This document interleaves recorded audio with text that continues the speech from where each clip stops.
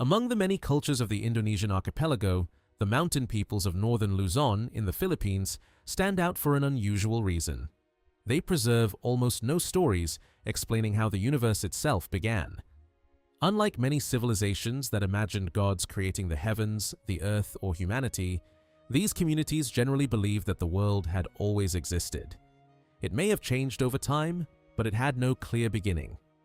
The sky above, the land below, plants, animals, and even people were simply accepted as part of an eternal order. While flood legends are widespread throughout the region, stories describing the age before those floods are remarkably rare. This absence of creation myths has fascinated scholars for generations. The peoples of northern Luzon are considered among the least influenced by later Indian and Islamic traditions that reshaped much of Indonesia. Because of this cultural isolation, their beliefs may preserve traces of an extremely ancient worldview. Interestingly, a similar pattern appears among several mainland Southeast Asian groups related to the Mon Khmer peoples, where flood traditions are prominent, but detailed accounts of the world's creation are largely missing. Whether this reflects a shared ancestral tradition remains uncertain, yet the similarity is striking. Elsewhere in Indonesia, however, stories about the origins of humanity begin to appear even when myths about the creation of the universe do not. Among the Bugis and Makassaris of southwestern Sulawesi, tradition tells of a heavenly prince who descended to the earth by way of a rainbow. At that time, the world already existed, but it lacked order. His task was not to create it, but to prepare it as a suitable home for future generations. After completing this mission, he married 6 divine women. 3 came with him from the heavens, while the other 3 emerged from the earth or the underworld. Their descendants were believed to become the ancestors of all humankind. Far to the southeast, in the K Islands, another remarkable tale explains how people first arrived on Earth. It begins in the sky, where 3 brothers and 2 sisters lived together. One day, the youngest brother, Papara, accidentally lost a fishhook that belonged to his eldest brother, Hian. Furious over the loss, Hian demanded that the hook be found. Despite searching everywhere, Papara failed until a helpful fish offered assistance. The fish eventually discovered another fish suffering from something lodged in its throat. The missing hook was removed and returned, allowing Papara to satisfy his brother's demand.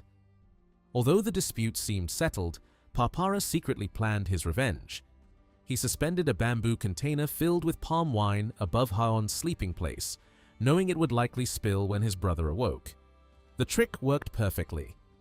As soon as the container overturned, Papara demanded that Hian return every drop of the lost drink, just as he had once insisted on recovering the missing fishhook. Trying desperately to gather the spilled liquid, Hian dug deeper and deeper until he accidentally pierced the floor of the sky itself. Through the opening, the brothers glimpsed an unknown world lying below. Curious to discover what it was, they lowered one of their dogs on a long rope. When the animal returned, white sand clung to its paws, proving that solid land existed beneath the heavens. Excited by the discovery, the 3 brothers decided to descend themselves. One of their sisters joined them, along with 4 faithful dogs. The remaining inhabitants of the sky refused to leave their celestial home. As the travelers climbed down the rope, another sister attempted to follow, but one of the brothers looked upward while she was descending.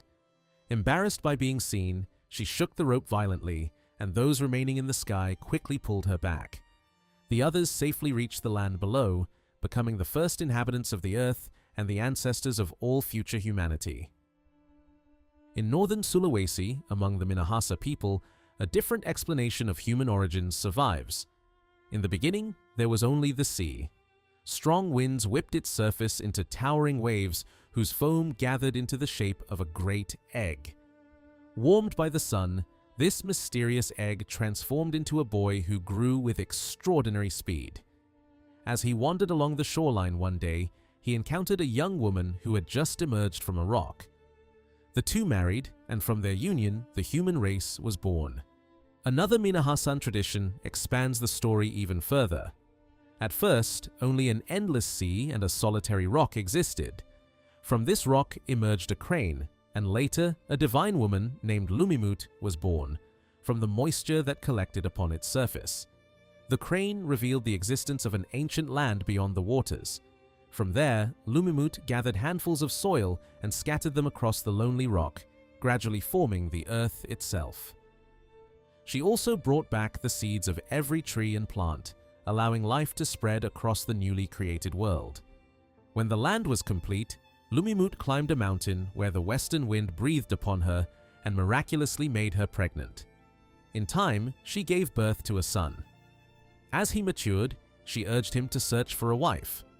Before sending him away, she handed him a staff, exactly matching her own height, and explained that he should marry only the woman who was shorter than it. Mother and son traveled in opposite directions around the world. Years later, they met again, but neither recognized the other. Unknown to them, the staff had grown slightly during the journey. Measuring it against the woman before him, the son found that she was now shorter than the rod and believed she was the destined bride foretold by his mother. The two married, unaware of their true relationship, and their children became the gods of later generations. Although unusual, the story reflects an ancient attempt to explain the origins of divine beings rather than the creation of the universe itself.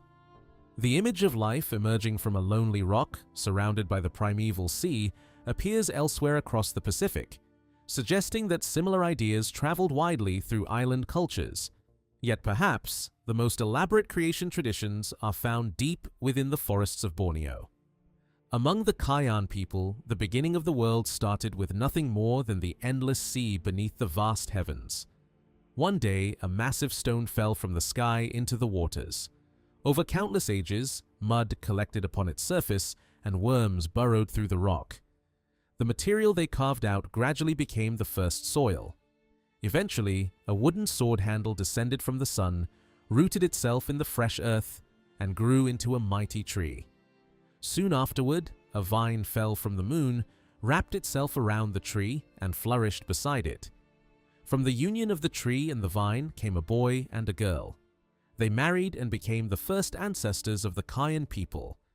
Another version tells the story differently while preserving the same underlying themes. In this account, a spider descended from heaven and spun an immense web across the emptiness.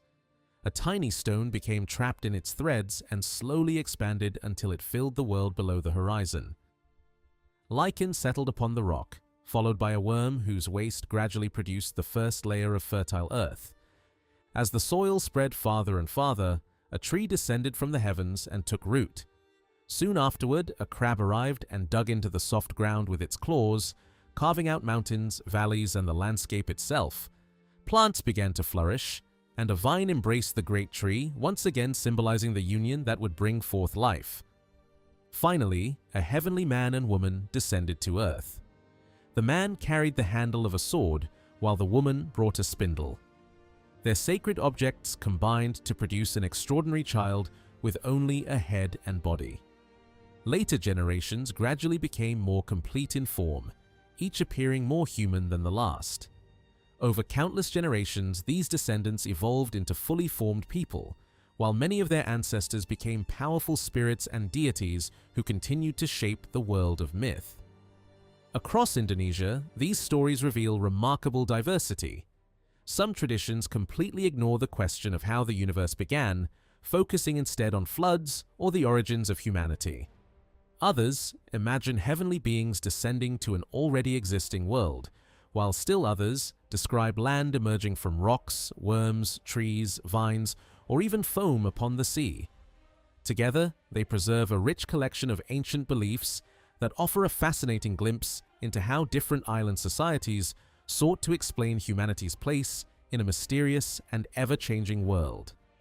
A closely related group of creation stories comes from the tribes of southeastern Borneo. In one tradition, the universe began as nothing more than an endless sky above and a vast sea below. Moving through those waters was an enormous serpent wearing a magnificent golden crown crowned with a radiant jewel. Seeing only empty ocean, a heavenly deity scattered earth onto the serpent's head, creating the first island. From this single patch of land, the world gradually came into existence. Another version tells the same story with a slight twist. Instead of shaping the earth personally, the supreme deity first sent a divine servant to inspect the empty sea. It was this celestial messenger who finally spread the sacred soil across the serpent's head, transforming the lonely ocean into a place where life could eventually flourish. A third legend from the same region introduces an entirely different beginning while preserving familiar themes. High in the world of the gods stood two extraordinary trees. On one of them grew a strange round bud, unlike any ordinary fruit.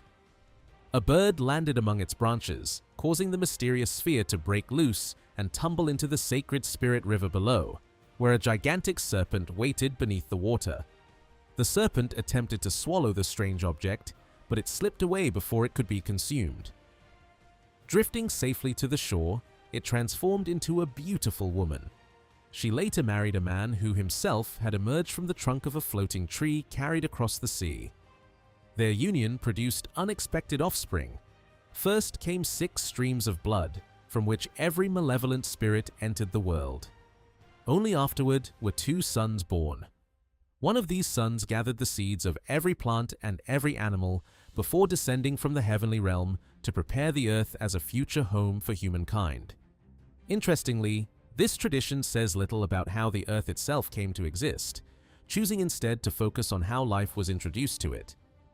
From Borneo, the myths lead naturally to Sumatra, where the Batak peoples preserved some of Indonesia's most detailed stories about creation. Among the Toba Batak, whose traditions remained relatively untouched by outside religions, the supreme god Muladayadi ruled from the highest of 7 heavens, attended by 2 loyal birds that carried out his commands. The god first created 3 suns, and then caused a magnificent tree to grow through one of the lower heavens until its branches reached upward toward the celestial world. Upon this tree, he placed a hen, which eventually laid 3 eggs. From those eggs emerged 3 maidens who later became the wives of his sons, establishing the next generation of divine beings. One granddaughter, however, refused to marry the husband chosen for her. She found him repulsive, describing his face as resembling a lizard and his skin like that of a chameleon. Instead of accepting marriage, she devoted herself to spinning thread. One day, her spindle slipped from her hands and fell through the heavens into the endless sea below. Holding tightly to the unraveling thread, she climbed down after it and became the first heavenly being to reach the waters beneath the sky. There, she encountered a colossal serpent floating upon the surface of the primeval ocean. At her request, one of Muladayadi's bird servants brought her a handful of sacred earth from heaven. She spread the soil upon the serpent's broad head, creating the first dry land. The serpent disliked bearing this heavy burden.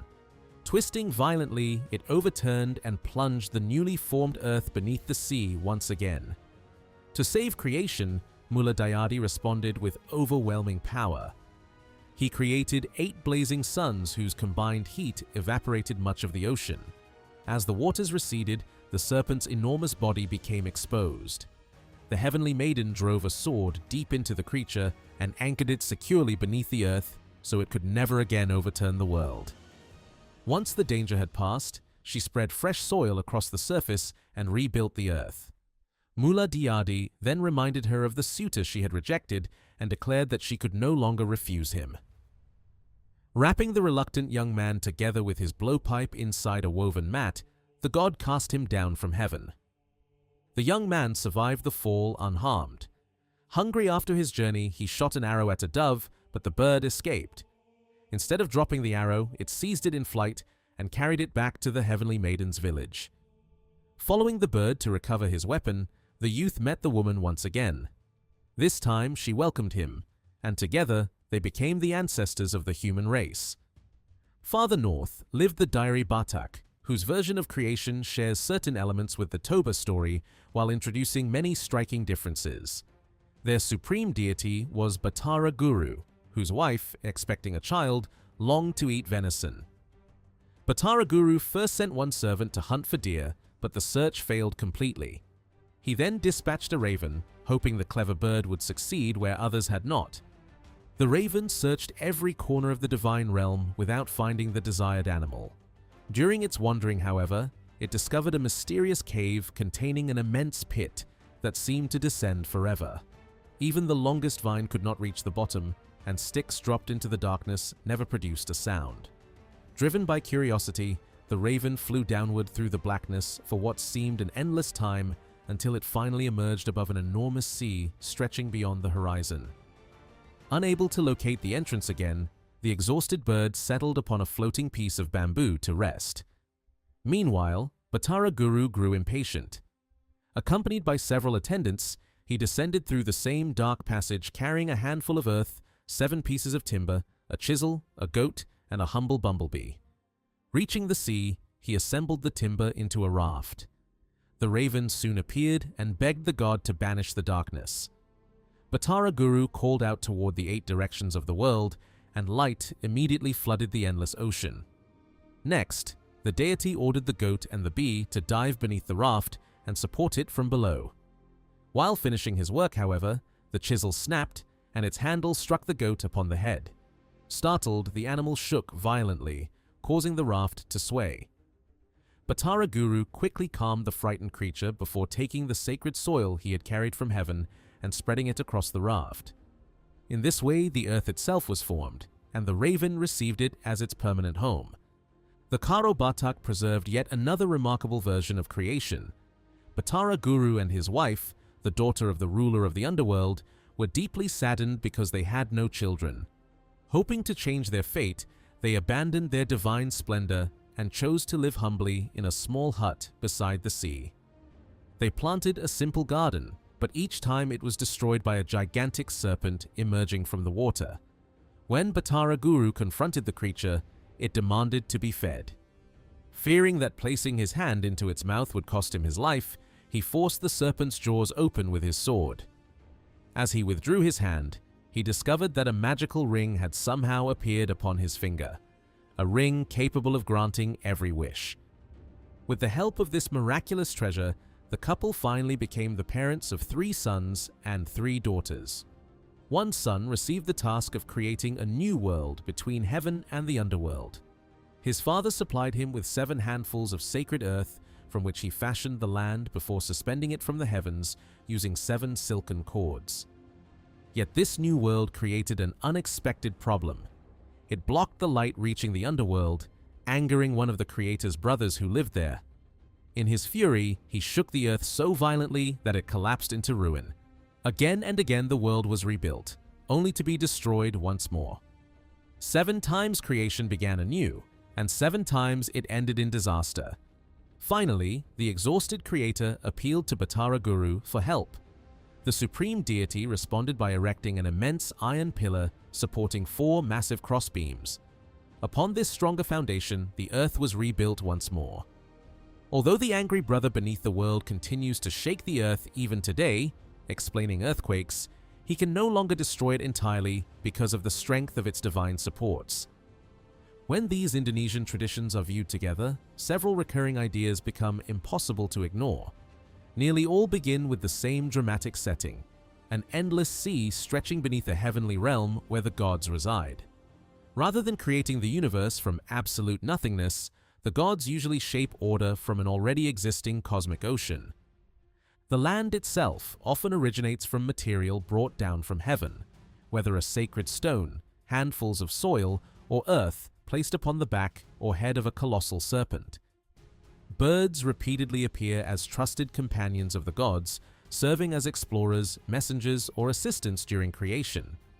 In several stories, the earliest beings are not fully human at first, but gradually become complete through successive generations.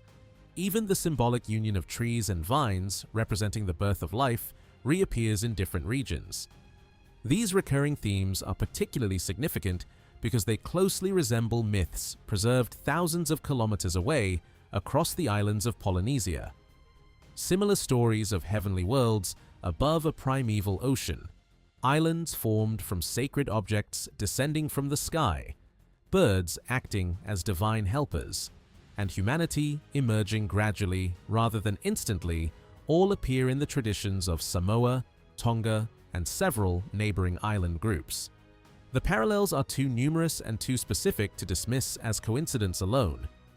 Instead, they strongly suggest that these creation stories preserve echoes of an ancient mythological tradition that spread across the islands of Southeast Asia and the Pacific long before written history. carried by generations of seafaring peoples whose descendants continued to reshape these legends while preserving their oldest and most recognizable foundations.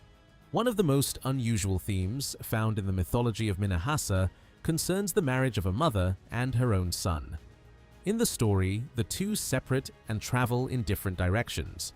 When they meet again much later, neither recognizes the other. A test, meant to reveal the young man's destined bride, appears to confirm that the woman before him is the correct choice, and they marry without understanding their true relationship. This disturbing episode was not limited to Minahasa. Very similar traditions were recorded on Lombok and Nias. In some versions, a ring replaces the measuring staff used in the Minahasan story, but the central idea remains the same. Related tales also appear in the Philippines, where unions between close relatives frequently occur in stories about the first human beings. Other traditions soften the theme by allowing the characters to discover their relationship before the marriage takes place.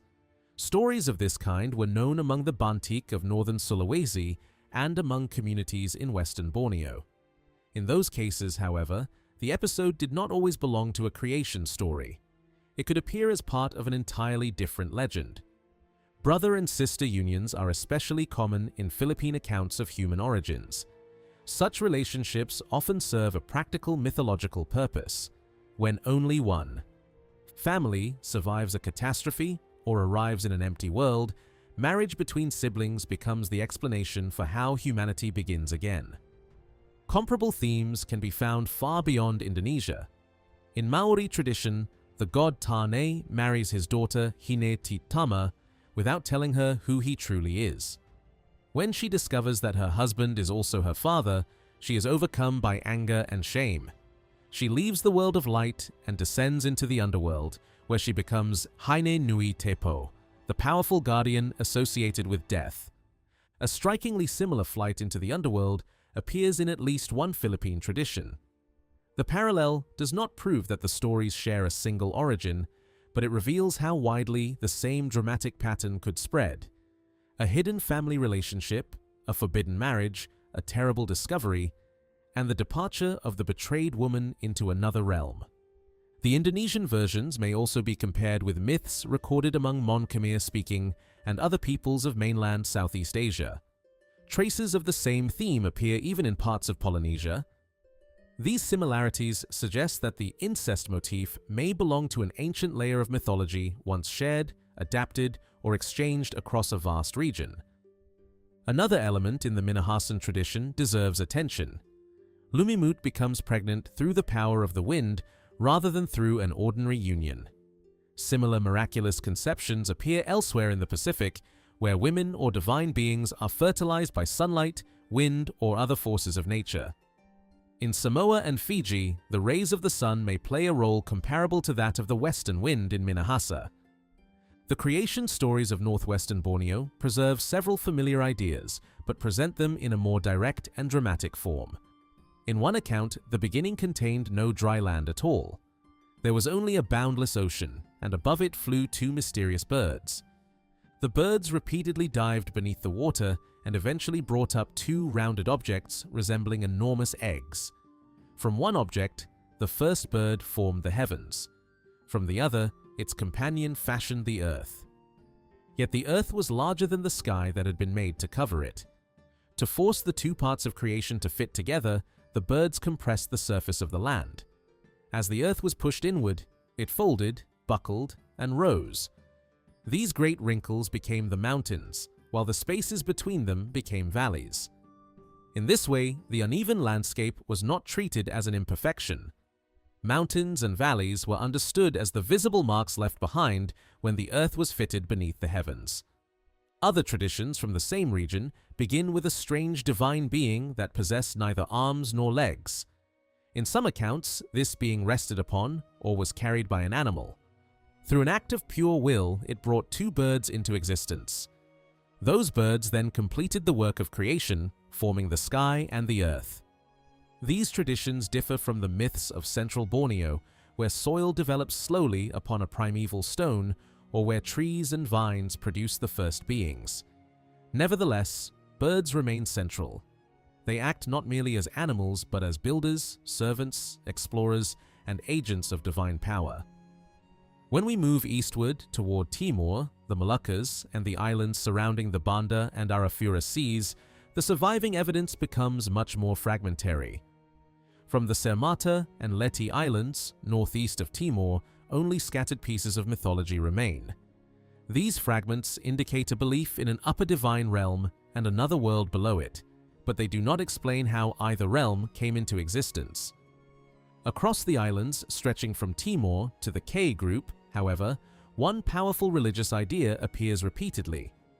The sky is associated with a male deity, often connected with the sun, while the earth is understood as female. The two are regarded as husband and wife. Their union was believed to renew itself with the coming of the monsoon. Rain descending from the heavens could therefore be imagined as the fertilizing power of the sky entering the earth, awakening vegetation and restoring life to the land. Many communities also believe that heaven had once been much closer to the earth. In that earlier age, movement between the two worlds may have been easier, and gods, ancestors, or the first human beings could descend by trees, vines, ropes, or other connecting paths. On Seram, Buru, and Ambon, the concept of a heavenly father and an earthly mother appears especially clear. Unfortunately, no complete myths describing their relationship have survived. The belief is known, but the stories that once gave it form have largely disappeared. This makes comparison difficult. Polynesia also contains highly developed traditions of a sky father and an earth mother, often describing the two as originally locked together in a close embrace until their children forced them apart. The Eastern Indonesian belief resembles this pattern, especially because it becomes strongest in the region geographically closest to the Pacific. Still, resemblance alone is not enough to establish a direct connection. The absence of complete creation narratives from Halmahera, the Moluccas, and many neighboring islands leaves too many unanswered questions. The similarity may reflect ancient contact, shared ancestry, or simply the natural development of comparable ideas in farming societies dependent upon rain and fertile soil. One of the most distinctive forms of Polynesian creation mythology describes the universe as emerging through a long sequence of development. Instead of beginning with a craftsman-like god who suddenly builds the world, these stories begin with darkness, emptiness, silence, or chaos. From this condition come increasingly complex beings, one generation after another. In central Polynesia, these stages are often arranged like a genealogy. Darkness gives birth to deeper darkness, night produces other forms of night, and abstract states gradually lead to plants, animals, gods, and finally, human beings. Creation is therefore imagined almost as a family tree of existence. This evolutionary and genealogical pattern appears to be rare in Indonesia. One important exception is the island of Nias, located off the western coast of Sumatra. According to one Nias tradition, the beginning held nothing but darkness and thick mist. Over time, the mist condensed, producing a strange being that could neither speak nor move. It had no recognizable head, no arms, and no legs. This incomplete creature then gave rise to another being. When the second being died, a tree grew from its heart. Upon the branches of this tree appeared 3 groups of 3 buds. 6 beings emerged from the first 2 groups. 2 of them then used the final 3 buds to form a man and a woman. These became the ancestors of humanity. Other Nias versions changed the sequence and the identities of the beings involved, but the underlying design remains consistent. The world does not appear all at once. It unfolds gradually from a shapeless beginning, passing through several generations before producing a cosmic tree, divine beings, and human life. The Nias stories are less elaborate than the great genealogical chants of Polynesia, but they rest upon a remarkably similar concept. Creation is not a single event. It is a process in which existence slowly becomes more ordered, more complex, and more recognizably human. Having considered how the world itself was believed to have begun, we can now turn to another question. Where did the first people come from? The Indonesian traditions provide many different answers, but they can be organized into 2 broad groups. In the first, humanity is not deliberately manufactured. People descend from heaven, are born from gods, emerge from trees and plants, or appear through some miraculous natural process. In the second group, a deity intentionally constructs the first human being from a material such as earth, clay, stone, or wood. These are true creation stories in the narrowest sense, because humanity is shaped by the direct action of a supernatural maker. The belief that human ancestors came from the sky is concentrated mainly in eastern Indonesia. It appears on Seram, in the K Islands, and throughout the Tanimbar group. Only the K Islands preserve the idea in the form of an extended narrative. Elsewhere, the tradition is usually expressed in a simple statement. The ancestors once lived in heaven and descended to earth at a time when the sky was lower than it is today. Their path downward might be a great tree, a climbing vine, or some other natural bridge connecting the divine realm with the human world. The image suggests that the separation between heaven and earth was not always complete. The same belief unexpectedly appears at the opposite end of the Indonesian world, on Nias. Some Nias traditions identify the heavenly realm as humanity's original home. Other accounts say that people came down from the sky but trace their deeper ancestry to trees, meaning that heaven was only one stage in a much longer story of origins. Direct descent from gods is less common, though several clear examples exist. Among the Toba Batak, humanity descends from the heavenly woman who formed the earth upon the great serpent and from the celestial man who later joined her. In southern Sulawesi, the Bugis and Makassarese trace human ancestry to the son of the sky god and his 6 divine wives. Similar claims of descent from supernatural beings appear on Nias and among the Ifugao of northern Luzon. Far more widespread, however, is the belief that the first humans emerged miraculously from the natural world. Of all such traditions, origin from trees, bamboo, or other plants is perhaps the most common. Throughout the eastern and southeastern islands, many communities simply stated that their ancestors came out of a bamboo stalk or emerged from the trunk of a tree. Some myths offer little more than this brief claim. Others turn it into a detailed and dramatic story. In the Ceram Laut and Gorom Islands, tradition speaks of a beautiful woman named Winia who emerged from a tree alongside a white pig. Winia climbed high into the branches and hid there, while the pig remained below. Later, a raft drifted to the shore carrying another woman named Kiliboban, who was said to have come from New Guinea. She remained near the white pig and the two became companions. After some time, a man arrived in the area. Nothing was remembered about his own origin. Believing himself to be alone, he removed his clothes and entered the water to fish. The two women saw him and burst into laughter. Startled by the unexpected sound, the man searched the surrounding area and discovered Kiliboban. He immediately asked her to marry him. Kiliboban refused, but she told him that another woman was hiding in the top of a nearby tree. The man climbed upward, found Winia among the branches, and took her as his wife. Through their children, the human race began. On Ambon and Buru, the first people were also believed to have come from trees, but a bird played an essential role. By resting upon the tree, the bird caused it to become fertile, allowing human life to develop within it. One Buru myth says that a woman appeared first. She built a fire at the base of the tree, and its heat gradually warmed the trunk. At last, the tree split open, revealing a man inside. The two married and became the first human couple. Another version reverses the order and makes the man the first to emerge. This variation shows how easily the same basic tradition could be adapted while preserving its central image: humanity hidden inside a living tree. On Wetar, the first woman was born from the fruit of a tree. Even farther north, among the armies of Taiwan, a related story was recorded.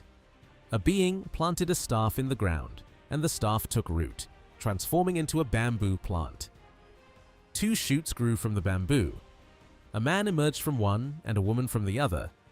They became the ancestors of later generations.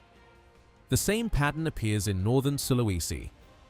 One Minahasan story tells of a tree trunk that floated ashore from the sea. A deity broke it open, and from within came a male being who was himself divine. a famous Philippine tradition presents a closely related scene. Two hollow bamboo stalks floated to the first land. A bird discovered them and pecked holes into their surfaces. From one bamboo emerged a man, and from the other came a woman. Together, they became the first parents of humankind. In later Philippine storytelling, these figures are often remembered as Malakas and Maganda, although names and details vary between versions. Borneo also preserves the plant origin theme. Among the Kayan, the sacred tree and the vine that wrapped around it produced the ancestors of different peoples. Southeastern. Borneo has its own versions, linking human origins with heavenly plants, floating trunks, or mysterious buds. On Nias, humanity was said to come from the fruit of the Tora'a tree. In one account, this tree grew upon the back of an early being that had emerged from the original chaos. In another, it sprang from that being's heart after death. Here the tree becomes much more than a plant. It is a bridge between death and life, between the formless beings of the first age and the recognizable humanity that follows them.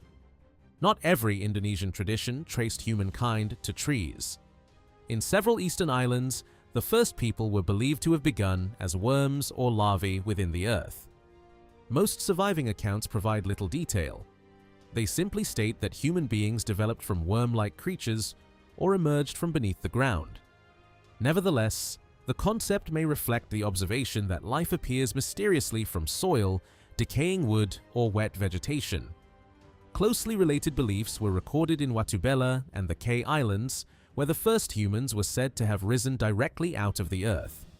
In such traditions, the land is not merely a place for humanity to inhabit.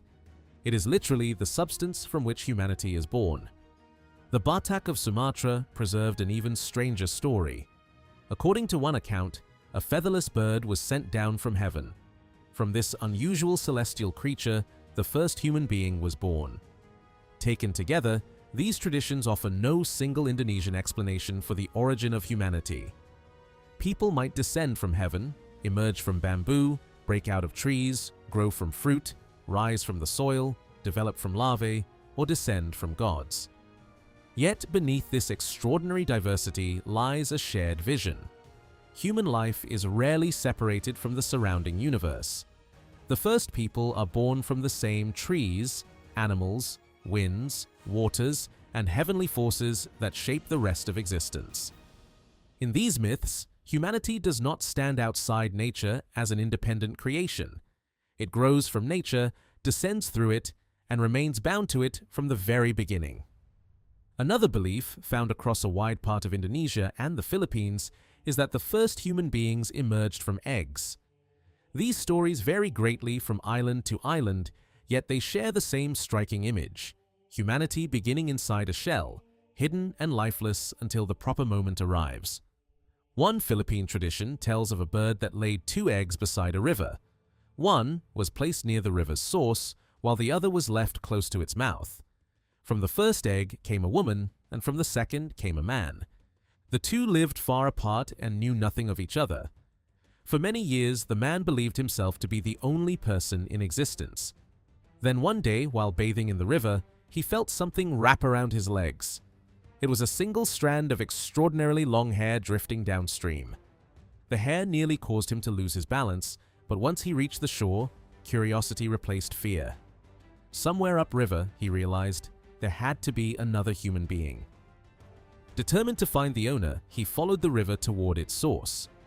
After a long journey, he finally discovered the woman who had emerged from the other egg. They married, and from their union came later generations of humanity. A very different egg origin story was preserved in southeastern Borneo. According to this tradition, the earth had already been formed upon the head of the enormous serpent that floated in the primeval sea. After the new land appeared, a deity descended from heaven to examine it. There, he discovered 7 strange eggs made from earth. He opened 2 of them and found a man inside one and a woman inside the other. Their bodies were complete, but they had no life. The deity therefore returned to the upper world to request the sacred breath that would awaken them. During his absence, however, another divine being came down. This second deity breathed into the mouths of the motionless pair, and brought them to life before the first creator could return. The result was not entirely fortunate. The original deity had intended to grant humanity immortality, but because another power had given them life first, that possibility was lost. Human beings entered the world already subject to aging, weakness, and death. A related version begins with only 2 eggs. From them emerged the first man and woman, who later had 14 children, 7 sons and 7 daughters. Yet these children were born without breath and remained completely still. The father was ordered to travel in search of the mysterious substance that would give them life. Before leaving, he warned his wife to remain hidden behind her mosquito curtains and not to look outside under any circumstances. She eventually ignored the command. The moment she opened the curtain, a powerful wind swept into the house and entered the children's bodies. Suddenly, they began to breathe and move. Once again, humanity received life through the wrong force. The divine life intended for them was replaced by ordinary wind. Because breath alone became the source of human life, people remained fragile and mortal. When the breath leaves the body, life ends. The Batak peoples of Sumatra also preserved traditions in which human beings came from eggs, although the details differed from one community to another. Elsewhere, stone rather than egg became the container of life. In northern Sulawesi, divine beings were sometimes said to emerge from a sacred rock or from the moisture gathered upon its surface. In Taiwan, a more direct story described the first man and woman as appearing when a rock split open by itself. These stories belong to a larger pattern in which humanity is not carefully built by a god. Instead, people emerge suddenly from natural objects: eggs, stones, trees, bamboo, fruit, or the earth itself. Another major theme in the origin stories of the region is the union of close relatives. Such relationships often appear in myths describing a world in which only a handful of beings exist. In these narratives, the continuation of humanity seems impossible unless ordinary rules are temporarily set aside. In many cosmogonic stories, the children born from these unions are gods or semi-divine figures. In the Philippines, however, the theme often appears more directly in stories about the repopulation of the human world after a catastrophic flood. One of the clearest examples comes from the central Ifugao people of northern Luzon. As floodwaters swallowed the land, survivors climbed higher and higher into the mountains. Eventually, only 2 people remained alive: a brother named Wigan and his sister Bugan. They had taken refuge on different peaks. Wigan survived on Mount Amuyao, while Bugan remained on Mount Kalawitan. For some time, neither knew that the other was still alive. Then one night, Wigan saw a distant fire glowing on the summit of Kalawitan. The light revealed that someone else had survived the destruction. When the floodwaters finally withdrew and the ground became dry again, Wigan crossed the land toward the distant mountain. There he found Bugan, and their reunion was filled with relief and joy. Together they descended into the valleys below. After wandering for some time, they reached a fertile and beautiful place that later became associated with the Banawal clan. Wigan built a house there for them. Bugan lived in the upper part of the house, while Wigan slept below. He then began searching the surrounding country for other survivors. For 3 days he traveled from morning until evening, but he found no one. Everywhere he looked, the world was empty. By the end of the 3rd day, Wigan accepted that he and Bugan might be the last human beings alive. If the earth was ever to be populated again, it would have to happen through them. When Bugan later realized that she was pregnant, she was horrified. She wept bitterly, accused her brother of bringing shame upon them, and fled from the house. Overcome by sorrow and exhaustion, she finally collapsed beside a river. As she sat trembling on the bank, she saw an old man with a long white beard resting upon a nearby rock. The stranger introduced himself as Maknongan, a powerful divine being. He told Bugan not to fear and assured her that the gods understood what had happened. Wigan, who had followed his sister, soon arrived. Maknongan then gave divine approval to their union. He explained that they had not acted from selfish desire, but from necessity, because the human world could survive only through them. The deity instructed them to return home and continue their lives together. He also told them to offer sacrifices whenever they faced hardship so that the gods would guide and protect them. In time, Bugan gave birth to 9 children, 5 sons and 4 daughters. The 4 eldest sons married their 4 sisters, and from their descendants came the peoples of the earth. In this account, Wigan and Bugan are presented as ordinary human survivors. Similar versions were preserved among the Igorot and Mandaya peoples. Other Ifugao traditions, however, describe the pair as divine rather than human, showing how the same story could shift between mythology and ancestral history. On Nias, the first ancestors are also often described in strongly human terms. Their struggles, fears, marriages, and mistakes resemble the experiences of ordinary people rather than distant gods. Unlike the earlier story of Lumimut and her son, these flood traditions do not usually describe the incest as accidental. Wigan and Bugan understand their relationship. Their union is justified only because no other people remain. Yet accidental versions also survived in other parts of the Philippines, Borneo, and Sulawesi. One legend tells of a man who abandoned his wife and young son. When the boy reached adulthood, he left home in search of his father and remained away for many years. During his absence, his mother mysteriously retained her youthful beauty. When the son finally returned, he failed to recognize her. Captivated by the beautiful woman before him, he began to court her. She also failed to recognize him. The marriage was nearly arranged when she noticed a scar upon his head and suddenly understood that the young man was her own child. At first, the discovery filled them with horror. Yet after hesitation, they decided to continue with the marriage despite knowing the truth. Before the ceremony could take place, however, supernatural punishment struck them. Both were instantly transformed into stone. This kind of ending reveals an important difference between the myths. In stories of cosmic beginnings or post-flood survival, forbidden unions may receive divine approval because they are necessary for creation. In ordinary legends, the same act becomes a violation punished by the supernatural world. Up to this point, most of the traditions have explained human origins without describing an actual act of manufacture. People descended from heaven, emerged from plants or eggs, appeared from rocks, or were born from divine ancestors. Another important group of myths presents humanity as something deliberately constructed by a supernatural creator. The most widespread material used in these stories is earth or clay. A tradition from Halmahera offers a particularly dramatic example. In the beginning, the supreme deity sent a servant to create human beings. The divine messenger descended and formed 2 figures from earth, one male and one female. The figures had human shapes, but they remained lifeless. To animate them, the servant had to return to the heavenly realm and obtain the breath of life. While he was away, a hostile spirit discovered the unfinished bodies and destroyed them.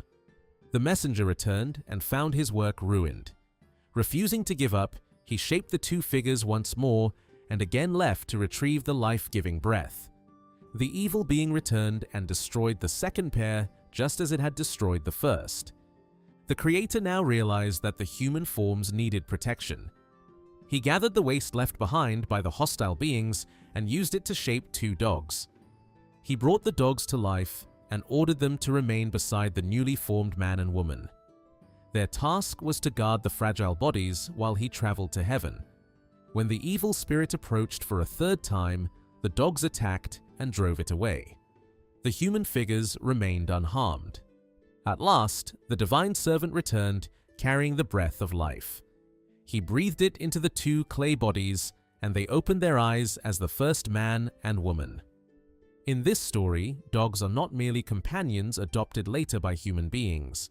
They are created before humanity becomes fully alive, and their first purpose is to defend the human race from destruction.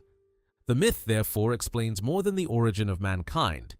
It also gives sacred meaning to the ancient bond between people and dogs. Humanity survives only because the dogs remain loyal to their creator's command. In Minahasa, humanity is once again described as the deliberate work of a divine creator.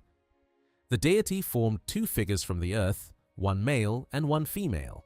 Yet the bodies remained motionless until he placed powdered ginger into their heads and ears and then blew upon them.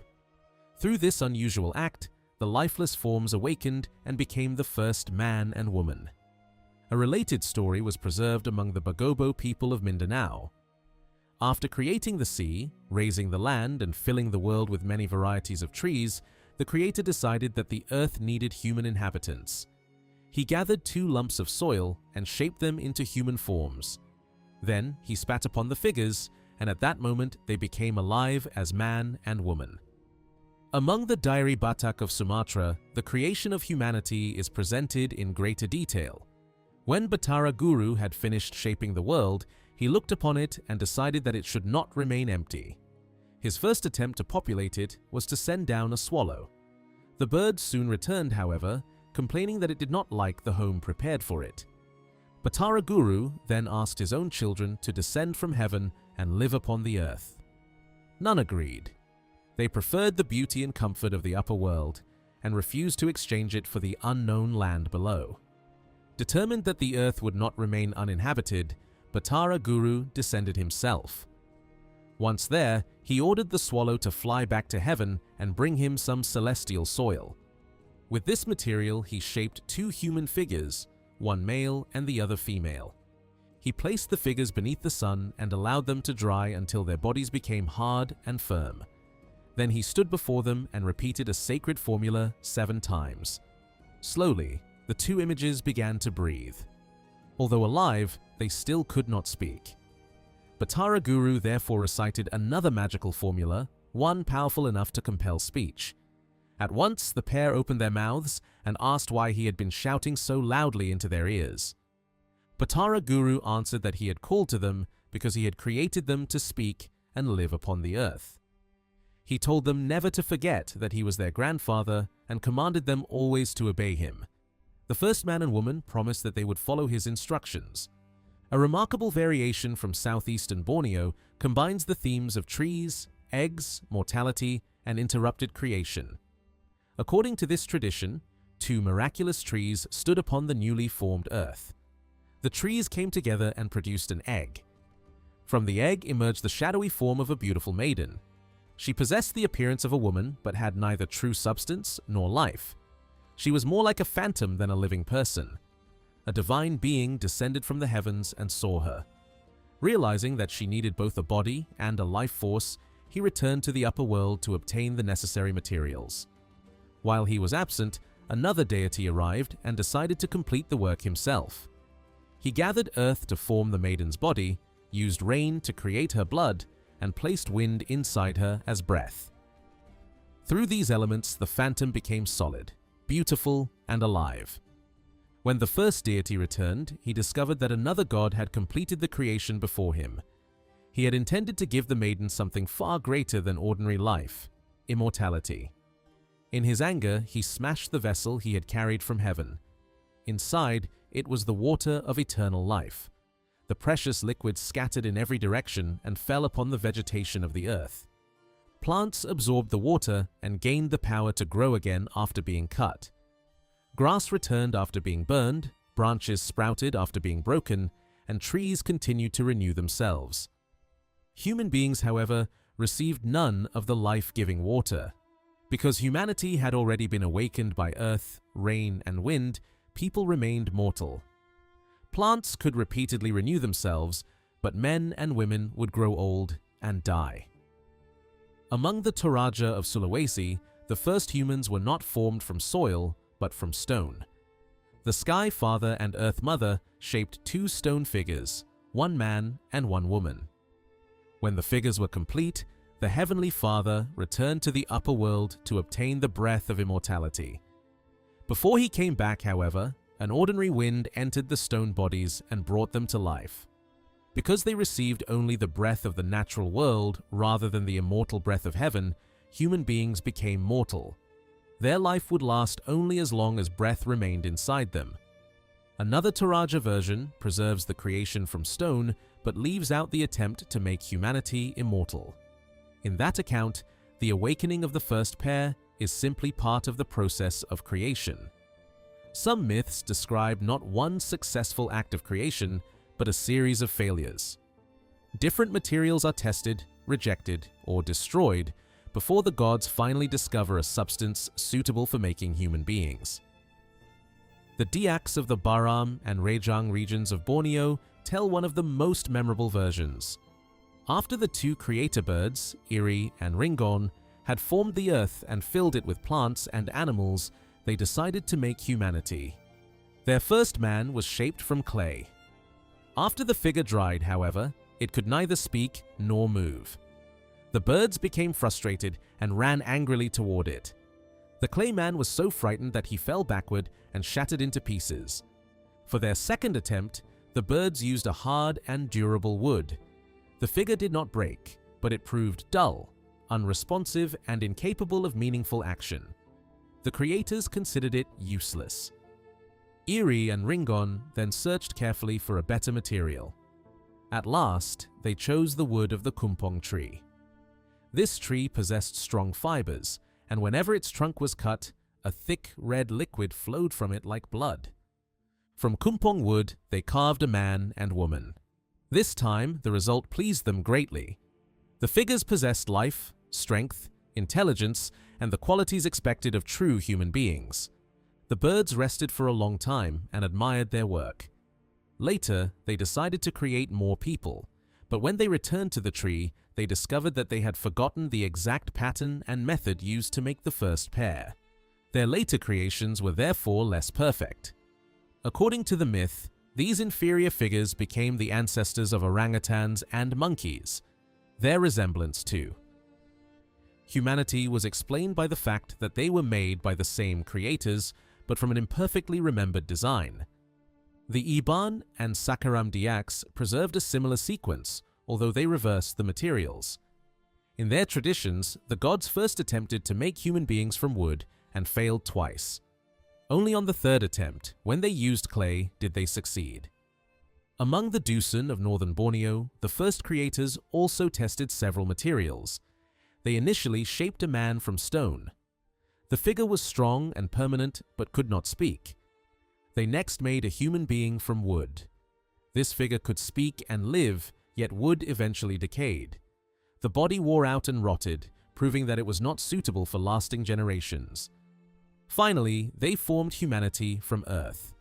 This third creation succeeded, and all people living in the present world were said to descend from those first earthly beings. The Blan people of Mindanao tell a similar but more humorous story. Once the world had become habitable, one of the deities looked over the empty land and asked what value the earth had without people. The gods agreed to create human beings. Their first idea was to shape them from wax. The figures looked promising, but when they were placed close to the fire, they melted completely. The gods abandoned wax and turned instead to soil. Melu and Finue began shaping the first human body together. The work proceeded well until they reached the nose. Finue attached the nose upside down. Melu immediately warned him that this design would cause serious trouble. Whenever it rained, water would pour directly into the nostrils and people would drown. Finue became angry and refused to correct his mistake. When he turned away, however, Melu quickly seized the nose and turned it into its proper position. According to the story, the marks left by Melu's hurried fingers can still be seen at the root of the human nose. Thus, even a small feature of the face was explained through an episode in the original act of creation. Another version says that the figures made from earth were brought to life by being whipped. The repeated blows awakened them and caused them to move. Not every community believed that human beings were formed from earth, stone, or wood. The Ata of Mindanao said that the first people were created from grass. The Igorot of Luzon claimed that the ancestors of other peoples were made from pairs of reeds, although their own origins were explained differently. On Nias, one tradition states that humanity developed from the fruits or buds of the sacred tree that grew from the heart of one of the earliest beings. The upper branches produced gods, while the lowest fruits were connected with the creation of mankind. When these lower fruits were still small, the deity Latower claimed them as his own. Another being, Balio, challenged him, saying that the fruits would belong to him only if he could successfully make human beings from them. Latower attempted the task, but failed. The supreme god Loelangi then sent Barasi Loelo to complete the work. Barasi Loelo managed to shape a male and female body, but the figures possessed no soul. They were complete in outward form, yet remained lifeless. Loelangi then measured out a quantity of wind and handed it to Balio. He instructed him to place all of it into the mouth of the human image. The amount of wind absorbed would determine the length of human life. If the body took in the entire quantity, people would live for a very long time. If some remained unused, their lives would be shorter in proportion to what was left. Balio followed the command, placed the wind into the human forms, and gave the man and woman their names. In this way, breath became both the soul and the measure of human existence. Other traditions mention still more unusual substances from which humanity was shaped, demonstrating how widely the idea of divine manufacture varied throughout the islands. Animals, like human beings, were also given many different origins. Some Kayan traditions from Borneo tell of descendants of the strange armless and legless creature born from the sword handle and spindle that fell from heaven. Two of these descendants scattered pieces of bark upon the earth. The bark fragments changed into pigs, chickens, and dogs. These animals were therefore not created separately, but transformed from parts of the forest. Other Kayan accounts say that every bird, beast, and fish emerged from the leaves and branches of the miraculous tree that stood at the beginning of the world. In southeastern Borneo, harmful animals were believed to have arisen from the body of Angoi, the deity who gave breath to humanity. Another god had intended to bring immortal life from heaven. When he returned and discovered that Angoi had already brought humans to life with ordinary breath, he became furious. The angry deity attacked and killed Angoi. He then cut the body into many pieces and scattered the fragments across the world. From those remains came snakes, tigers, and every dangerous or poisonous creature. The violence between the gods thus became the source of the dangers that would later threaten humanity. The Ifugao of the Philippines preserved an even more elaborate account of animal origins. A sky maiden had a child with a mortal man. At some point, the child was divided into two halves. The mother returned to heaven carrying one portion, while the father kept the other on earth. The father could not restore his half of the child to life. Eventually, he abandoned it, and the remains began to decay. And when the mother learned what had happened, she descended from the sky and transformed the different parts of the body into animals, plants, and natural phenomena. From the head, she made the owl. From the ears, she created a type of fungus that grows upon trees. The nose became a mollusk, while the bones of the chest were transformed into a serpent. The heart became the rainbow. The hair changed into worms and maggots, the skin became a bird, and part of the blood turned into bats. Different portions of the intestines became several other animals. The story imagines the living world as emerging from the body of a single broken being. Death and decay do not end life, but distribute it into many new forms. The Mandaya of Mindanao also connect the origin of animals with the death of divine children. According to their tradition, the sun and moon were once husband and wife. They lived together peacefully and had many children. Eventually, the couple quarreled and the moon left her husband. After the separation, their children died.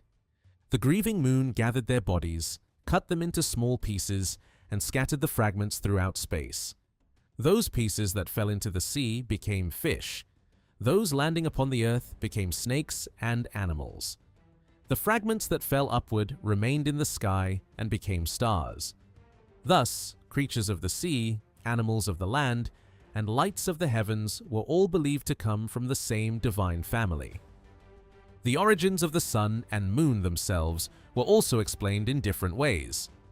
Among the Kayan of central Borneo, the moon was counted among the descendants of the armless and legless being whose ancestry began with the sword handle and spindle falling from heaven. In some traditions of Sulawesi, the sun, moon, and stars were created from the body of a celestial maiden. On Nias, the sun and moon were formed from the eyes of the strange primeval being that possessed no arms or legs. From the heart of that same being grew the sacred tree whose buds later produced gods and human beings. In many other parts of Indonesia, the sun and moon were simply said to have been created by a deity, while some traditions offered no explanation for their beginning. Another important mythological theme concerns the distance between heaven and earth. Throughout Polynesia, stories frequently describe the sky as once lying directly upon or very close to the earth. A deity or heroic being later pushed the heavens upward and created the space in which human life could exist. The same idea appears across Indonesia and the Philippines. Among the Ifugao, the sky was once so low that it interfered with daily life. Hunters could not properly throw their spears because the weapons struck the heavens. Some versions also describe the sky as dangerous and even cannibalistic, threatening the survival of humanity. The people appealed to the gods for help. One divine being, who had always remained seated, suddenly stood upright. Using his head and shoulders, he pushed the sky far above the earth and fixed it in its present position. The Tagalog also believed that the sky had once been so low that people could reach it with their hands.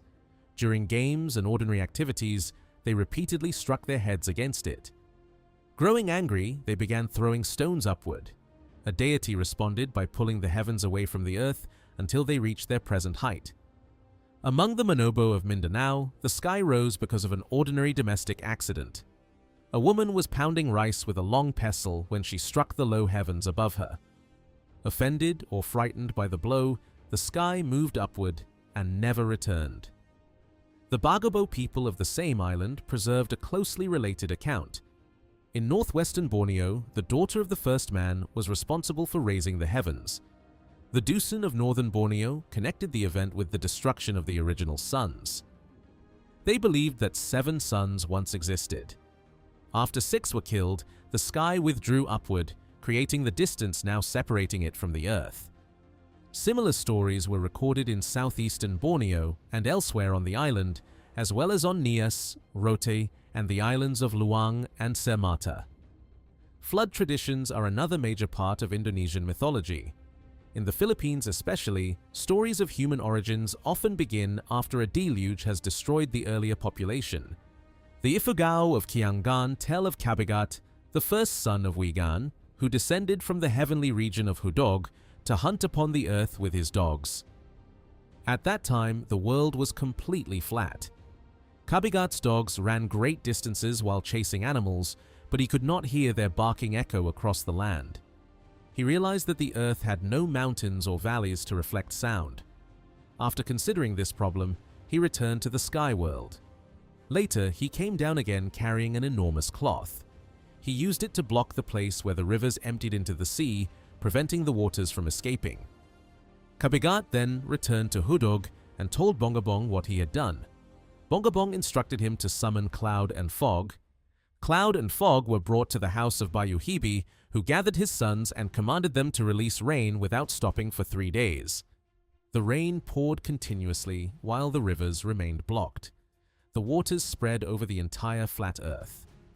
After 3 days, Bongabong ordered the rain to stop. Wigan then commanded Kabigat to remove the barrier he had placed at the outlet of the rivers. When Kabigat opened the passage, the floodwaters rushed violently toward the sea. Their movement carved deep channels through the earth, raising mountains and cutting out valleys. Bongabong then called upon Mumba'an to dry the land. When the work was complete, the once flat world had been transformed into the rugged landscape known to the Ifugao. A different flood myth was preserved among the central Ifugao.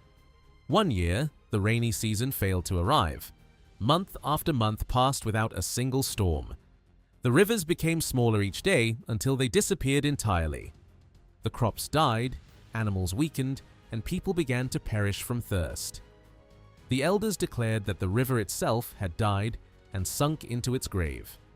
They decided to dig into the dry riverbed in the hope of discovering the soul of the river and bringing it back to life.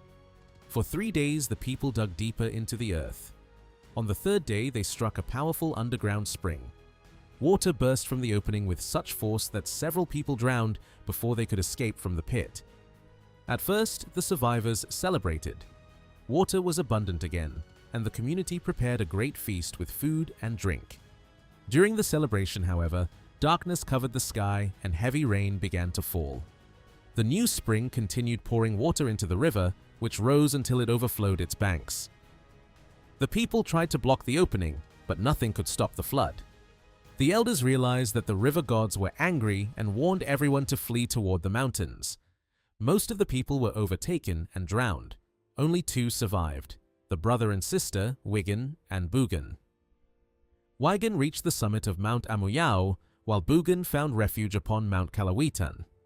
The waters continued rising until the entire earth disappeared beneath them. Only the peaks of the 2 mountains remained visible. The flood covered the world for an entire agricultural season, from the planting of the rice until the time when it would normally be harvested. Eventually, the waters began to withdraw. As they receded, they left behind steep mountains, deep valleys, and the broken landscape seen today. Related flood stories were known among the Igorot and probably among the Tinguian, although only fragments of their traditions have survived. The Ata of Mindanao tell that, in ancient times, water covered the whole earth and destroyed nearly all humanity. Only 2 men and 1 woman escaped the first wave of destruction. They were carried away by the flood and would also have died if a great eagle had not rescued them. The eagle carried one of the men and the woman safely back to its home. Through the survivors, human life continued. The Mandaya of Mindanao preserved a different account. Their story says that a flood destroyed every person in the world except a single woman. After the waters disappeared, the woman gave birth to a son. When the boy became an adult, he married his mother, and together they repopulated the earth. The flood stories of Borneo follow a very different pattern. Among the Iban, also called the Sea Diaks of Sarawak, disaster began when the rice harvest was nearly ready. Each morning, the people discovered that a large part of the crop had been eaten during the night. Yet no footprints or tracks could be found around the fields. The villagers decided to guard the rice. During the night, they saw an enormous serpent descend from the sky and feed upon the grain. One of the watchers rushed forward and cut off the serpent's head. The following morning, he cooked part of its flesh and ate it for breakfast. Almost immediately, the sky darkened. Thick clouds gathered, and a violent storm began. Rain fell with such force that a terrible flood spread across the land. Only those who managed to climb the highest hills survived. Among the Dusun of northern Borneo, the flood followed the killing of another giant serpent. Men from Kampong Tudu were searching for wood to build a fence. In the forest, they discovered what appeared to be an enormous tree trunk lying upon the ground. They began cutting it with their blades, but blood flowed from every wound. Realizing that the object was alive, they walked along its length until they reached one end. There, they discovered that the supposed tree was actually a gigantic snake. The men drove stakes into the ground, tied the serpent down, and killed it. They removed its skin and carried the meat back to their village. A great feast followed. The people ate the flesh and transformed the serpent's skin into an enormous drum. During the celebration, they struck the drum repeatedly, but it produced no sound. In the middle of the night, however, the drum began beating by itself. A deep rhythm echoed through the village. Duk duk kagu, duk duk kagu. Then a tremendous hurricane descended upon the settlement. The wind tore the houses from the ground and carried some of them out to sea with the people still inside. Others were blown to distant places where they eventually came to rest. The survivors built new settlements wherever their houses landed. According to the myth, present-day villages such as Kampong Tempasuk originated from those scattered communities. On Nias, the flood began with a quarrel among mountains. Each mountain wanted to be the tallest and greatest. Their rivalry angered a deity who declared that he would cover them all. The god threw a golden comb into the ocean. The comb transformed into a gigantic crab, which blocked the passage through which the sea normally drained away. Then heavy rain began to fall. Because the crab prevented the waters from escaping, the sea rose higher and higher. Eventually, only 3 mountains remained above the flood. The people and animals that reached those summits survived, while all others drowned. Another widespread mythological belief holds that death was never intended to be humanity's unavoidable fate. In many Polynesian stories, mortality entered the world because a hero failed to overcome the goddess of death, or because one deity desired human immortality, while another opposed it. Indonesian myths often explain the loss of immortality through accident, disobedience, misunderstanding, or missed opportunity. The Dusun of northern Borneo tell that after Kenharingan had completed creation, he announced a test. He asked which creature was able to cast off its skin.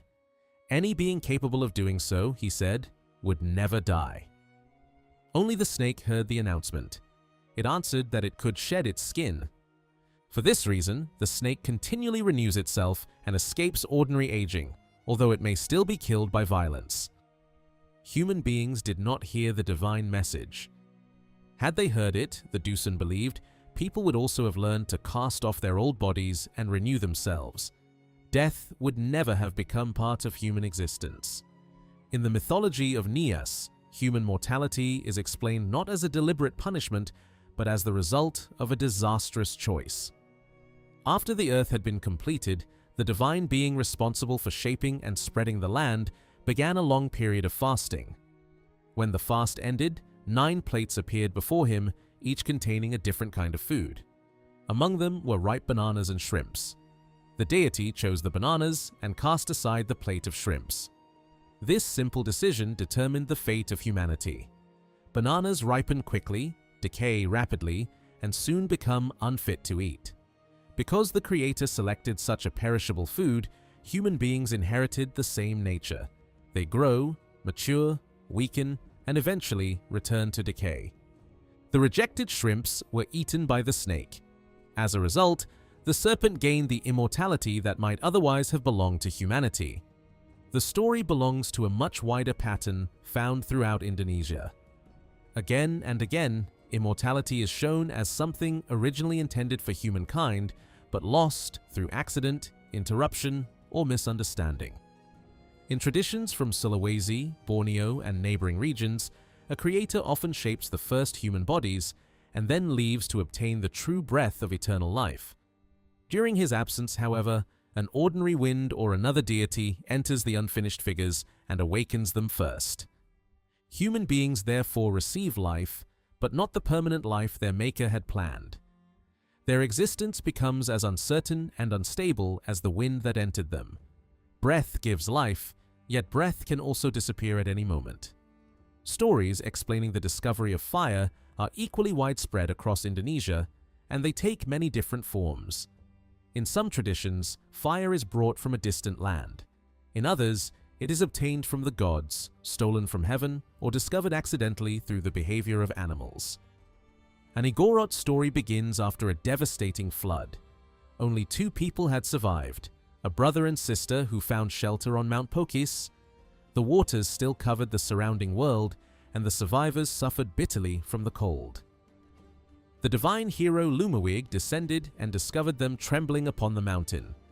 When he asked what had happened, they explained that they had escaped the flood but were freezing because they had no fire. Lumawig decided to help. He sent his dog and his deer across the waters to Kalawitan, where fire could still be found. The 2 animals swam through the flood, reached the distant place, and obtained the flame. Lumawig waited for their return, but they were gone much longer than expected. Growing impatient, he traveled toward Kalawitan and found them still struggling with their task. He ordered them to carry the fire immediately to Mount Pokis while he watched their progress. The animals entered the flood once again. As they swam, the flame carried by the deer was extinguished by the water. Lumawig saw what had happened and feared that the dog's fire would soon be lost as well. He quickly plunged into the water, reached the dog, and seized the remaining flame before it could go out. Carrying it safely back to Mount Pokis, he built a fire and warmed the brother and sister. In this myth, fire does not originate on the mountain where humanity survives. It must be brought from another place, and animals become the messengers responsible for preserving it. Similar stories in which creatures transport fire across water are also known in parts of Melanesia. The Ifugao of Kiangan preserved a very different account, one that places the secret of fire directly in the body of a powerful celestial being. After Bugan had accepted her marriage to Kabigat, Kabigat wished to return home. His father, Muntalog, asked him to wait one more day because he first needed to visit his own father, Mumbonang. Muntalog traveled to the dwelling of his parents and found them sitting opposite each other. His mother, Mumboniag, greeted him and asked what news he brought from the lower world. Mumbonang also wanted to know the reason for his visit. Muntalog explained that he had come to obtain fire for the Ifugao people living below. Without it, they could not warm themselves or prepare food. Mumbonang warned that ordinary humans could not approach his dwelling safely. His power was so intense that the Ifugao would be burned to ashes before reaching him. Instead of sending the people themselves, he decided to give Muntalog the materials needed to create fire. First, he instructed his son to pull out one of the stiff bristles projecting from his hair. This bristle would serve as the hard striking point, comparable to a piece of steel. He then told Muntalog to take the pale outer part of the eye that faced the northeast. This became the flint. Finally, Mumbonang ordered him to remove a black, coal-like substance from inside his ear. This material became the tinder capable of catching the spark. Mumbonang placed all three objects in Muntalog's hands and instructed him to carry them back to the lower world. With the bristle, the white stone, and the dark tinder, the Ifugao would possess everything necessary to produce fire for themselves. Fire in this tradition was therefore not handed down as a burning flame. Humanity received the knowledge and materials required to make it whenever needed. The story closely resembles several traditions from Polynesia in which a culture hero travels to a divine keeper of fire and returns with its hidden secret. In those myths, fire is not simply discovered. It must be obtained from a supernatural source that guards its knowledge carefully. A tale from central Sulawesi presents fire as a secret deliberately concealed by the inhabitants of heaven. At the beginning of human life, a deity gave fire to the first people. They used it but failed to protect it, and eventually the flame went out. Because they did not know how to create a new one, humanity was left without warmth, light, or cooked food. The people selected a man named Tamboea and sent him to the sky world. At that time, heaven stood much closer to the earth, making the journey possible. When Tamboeja arrived, the inhabitants of the celestial realm agreed to give him fire. They insisted, however, that he cover his eyes while they produced it. They were willing to share the flame, but not the method by which it was made. Tamboeja obeyed, or at least appeared to obey. He placed his hands over the eyes on his face, but the sky beings did not know that he possessed another pair of eyes beneath his arms. Through these hidden eyes, Tamboeja secretly watched everything they did. He saw them strike flint against steel and learned how the resulting sparks could ignite dry material. He returned to Earth carrying both the flame and the far more valuable knowledge of how to reproduce it. From that moment onward, people no longer depended upon heaven whenever their fires went out. Among the Kayan of Borneo, the invention of fire was credited not to a heavenly thief, but to an elderly man named Laki Oi. According to the story, Laki Oi discovered that heat could be produced by pulling a strip of rattan rapidly back and forth beneath a piece of wood. The repeated friction created smoke, and eventually, a flame. This discovery gave humanity a practical method of producing fire from ordinary materials found in the forest. The Diaks of the Baram region tell an even more accidental story. One day, a man and his dog were traveling together through the jungle when they were caught in heavy rain. Both became completely soaked. The man noticed that the dog approached a large forest creeper known as Akarawa and began rubbing its body against it. Through this movement, the animal appeared to warm itself. Curious, the man took a stick and rubbed it quickly against the same creeper. To his amazement, the friction produced heat, then smoke, and finally fire. The discovery was entirely unplanned. Humanity learned the secret by observing an animal and imitating its behavior. The art of cooking was discovered in much the same way. At first, the man used fire only for heat. Then some food accidentally fell close to the flames. When he recovered it, he found that the heat had changed its flavor and texture. It was softer, warmer, and far more pleasant to eat. From that accident came the practice of cooking. These fire myths reveal several different ways of imagining the beginning of human technology. Fire may descend from a sacred place, be carried by animals, taken from the body of a god, stolen from heaven, invented through friction, or discovered through simple observation. Yet all of the stories share one underlying idea. Fire did not naturally belong to humanity from the beginning. It had to be earned, rescued, stolen, learned, or discovered. That made it more than an ordinary tool. Fire became a boundary between the first helpless humans and the fully developed human world, a source of warmth, protection, craftsmanship, and cooked food, but also a sacred power whose origins reach back to the gods themselves. Across Polynesia, the adventures of Maui formed one of the most famous and widely shared heroic traditions. His stories differed from island to island, yet nearly every community knew some version of his struggles against gods, monsters, death, fire, or the forces of nature.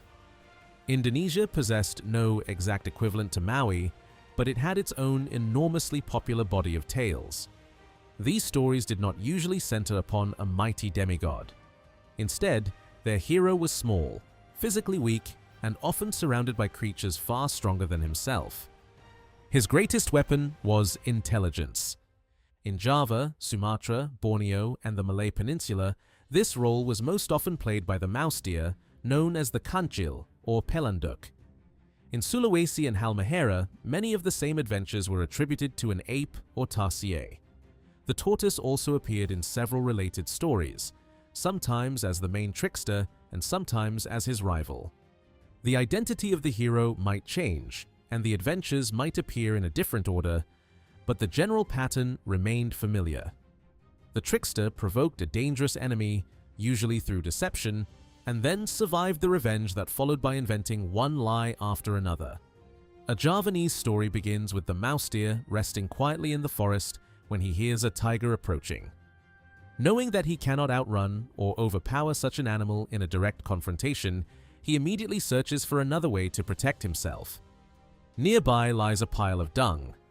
The mouse deer picks up a broad leaf and begins fanning it with great seriousness, pretending that he is carrying out an important duty.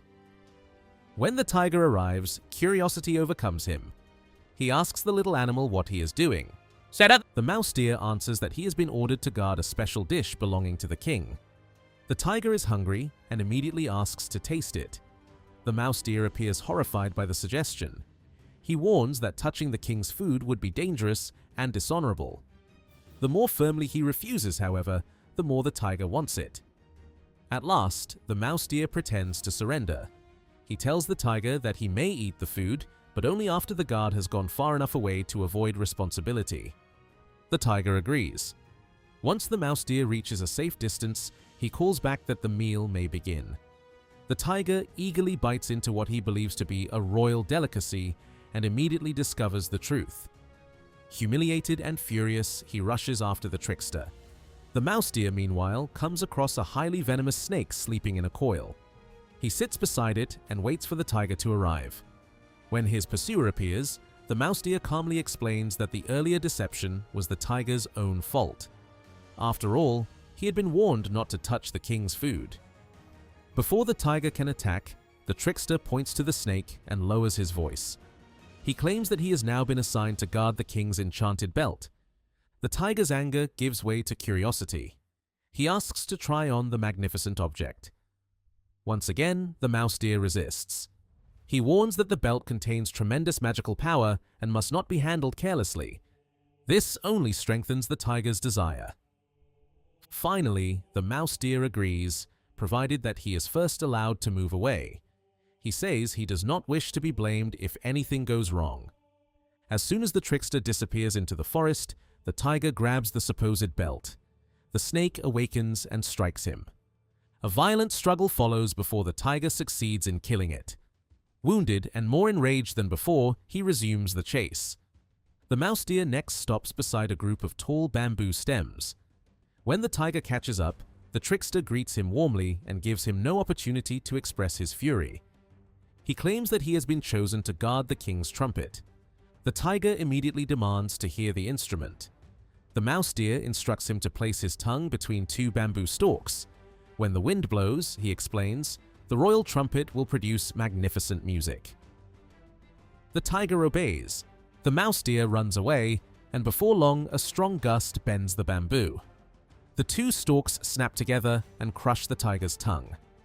Even this does not end the pursuit. The injured tiger once again follows the trickster and finds him standing beside a large wasp nest. The mouse deer claims that the nest is the king's drum, an instrument famous for its extraordinary sound. The tiger insists upon striking it. After another performance of reluctant obedience, the trickster tells the tiger to wait until he has moved away. Once he is safely out of reach, he gives the signal. The tiger strikes the nest. A swarm of furious wasps bursts out and attacks him from every direction. The humor of these episodes depends upon a repeated pattern. The tiger is stronger, faster, and more dangerous, yet he is repeatedly defeated by the same weaknesses: greed, pride, curiosity, and impatience. The mouse deer rarely forces anyone to act. He merely describes something forbidden or valuable and allows his enemy's own desires to complete the deception. A famous Bornean tale presents the trickster in a more heroic role. One day, the mouse deer decides to go fishing. The tortoise, deer, elephant, and several other animals ask to accompany him, and he agrees. Their expedition is extremely successful. They catch so many fish that they decide to preserve part of the harvest by smoking it. The next day, the elephant remains behind to guard the drying fish while the others return to the water. During their absence, a tremendous noise shakes the forest. Trees crack, branches break, and a gigantic forest spirit appears. The demon walks directly toward the fish, eats everything, and leaves. Although the elephant is enormous, he is too frightened to challenge the intruder. When the fishing party returns, the animals are furious. They catch more fish and appoint a different guard the following day. The same thing happens again. Each animal receives a turn, and every one of them fails. No one dares to oppose the giant. At last, only the mouse deer remains. The larger animals laugh when he promises not merely to protect the fish, but to capture and kill the thief. They cannot imagine how such a tiny creature could succeed where elephants and other powerful animals had failed. After the others leave, the mouse deer drives 4 strong posts deep into the ground. He then gathers long strips of rattan and weaves them into several thick rings. Before long, the forest begins to shake. The giant arrives and reaches toward the fish. The mouse deer does not flee. He continues working as though the monster were not even present. Confused by this lack of fear, the giant asks what he is making. The trickster explains that many of his friends suffer from severe pain in their backs. He is preparing a new treatment that will cure them. The giant immediately becomes interested. He says that he also suffers from back pain and asks the mouse deer to treat him. The little animal agrees. He instructs the giant to lie down beside the posts, place his elbows tightly against his body, and draw up his knees. He promises to massage him and apply the remedy. The giant follows every instruction. The mouse deer quickly slips the heavy rattan rings around his arms, legs, and body, fastening each one securely to the posts. Only when the work is complete does the demon realize that he has been trapped. He struggles with all his strength, but the rattan does not break. When the other animals return, they find the mouse deer sitting calmly beside the helpless giant. Together, they attack the creature and kill the thief who had terrorized them. Closely related stories appear in New Guinea and elsewhere in Melanesia. In many of them, a giant is defeated not through strength, but by being persuaded to lie down, enter a trap, or allow himself to be tied. The mouse deer is not always in control from the beginning. Sometimes he becomes trapped and must invent a deception to escape. In one story, he falls into a deep pit. No matter how hard he tries, he cannot climb the steep walls. After sitting there for a long time, he hears an elephant approaching. The elephant looks down and asks why the mouse deer is hiding in the hole. The trickster answers that he has received terrible news. The sky is about to collapse, crushing every creature on the surface. The pit, he claims, is the only safe refuge.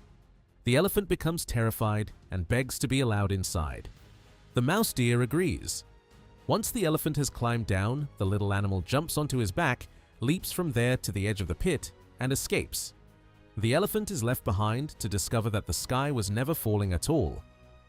The crocodile is another frequent victim of the mouse deer's intelligence. In one of the best-known adventures, the the trickster reaches a river that has become too wide and violent to cross by swimming. Standing on the bank, he calls loudly for all the crocodiles. He tells them that the king has ordered him to count every crocodile in the river. To complete the task, they must arrange themselves in a straight line from one bank to the other. The crocodiles obey. The mouse deer begins jumping across their backs, pretending to count each one as he goes. 1, 2, 3, 4. He continues until he reaches the opposite shore. Once safely across, he turns and mocks them for allowing themselves to become a living bridge. The crocodiles swear revenge. Some time later, the mouse deer returns to drink from the river. A crocodile suddenly seizes one of his legs. Even then, the trickster does not panic. He grabs a nearby branch and laughs. He tells the crocodile that it has made a foolish mistake. "That is not my leg," he says. "You are biting a piece of wood. My real leg is over here." Confused, the crocodile releases him and snaps at the branch. The mouse deer immediately leaps away. The crocodile is left holding nothing but a stick. Still determined to catch him, the crocodile later floats motionless in the river, disguising itself as a waterlogged log. When the mouse deer approaches, he suspects a trap. Rather than entering the water, he speaks aloud as though trying to decide what he sees. "If that is a crocodile," he says, "it will drift downstream." The crocodile remains completely still. The mouse deer then adds, "But if it is only a log, it will float upstream." Wanting to prove that it is a log, the crocodile begins swimming slowly against the current. The mouse deer bursts into laughter and announces that the deception has failed. Although he usually escapes danger, the trickster is occasionally captured. Once, while stealing crops from a field, the mouse deer becomes caught in a trap. When the owner arrives, the animal lies completely still and pretends to be dead. The farmer believes that the thief has already died. He removes the body from the trap and prepares to carry it away. The moment he turns his back, the mouse deer jumps up and disappears into the forest. On another occasion, a man catches him alive and carries him home. The trickster is locked inside a cage until his captor is ready to kill and cook him. The situation appears hopeless until a dog comes by and asks why he has been imprisoned. The mouse deer answers that the cage is not a punishment at all. He claims that the chief has chosen him to marry his beautiful daughter and that he is being kept safely inside until the wedding ceremony the next morning. The dog becomes jealous and asks whether they might exchange places. The mouse deer pretends to hesitate. After making the opportunity seem especially valuable, he finally agrees. The dog enters the cage and the trickster walks away free. Some tales feature the ape rather than the mouse deer. In one story, a buffalo prepares to attack him. Knowing that he cannot win a direct fight, the ape creates a false pair of horns and attaches them to his head. He stains them red so that they appear to be covered with blood. When the buffalo approaches, the ape announces that he has just killed several other buffaloes and is ready to fight another. Seeing the blood-covered horns, the buffalo believes him and flees. A related story once again places the mouse deer against the tiger. The tiger is searching the forest for the conchil, intending to eat him. The mouse deer finds a plant whose leaves produce a deep red stain and chews them until his mouth appears to be filled with blood. He then sits beside a well. When the tiger arrives, the trickster adopts a terrifying expression and allows the red liquid to drip from his mouth. He warns the tiger to keep away, claiming that he regularly hunts and eats animals of his kind. The tiger is doubtful. The mouse deer tells him to look into the well, where he will see the head of the last tiger that was eaten. The tiger peers down and sees his own reflection in the water.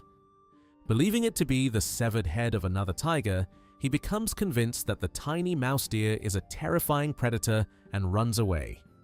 An ape later finds the tiger and tells him that he has been deceived.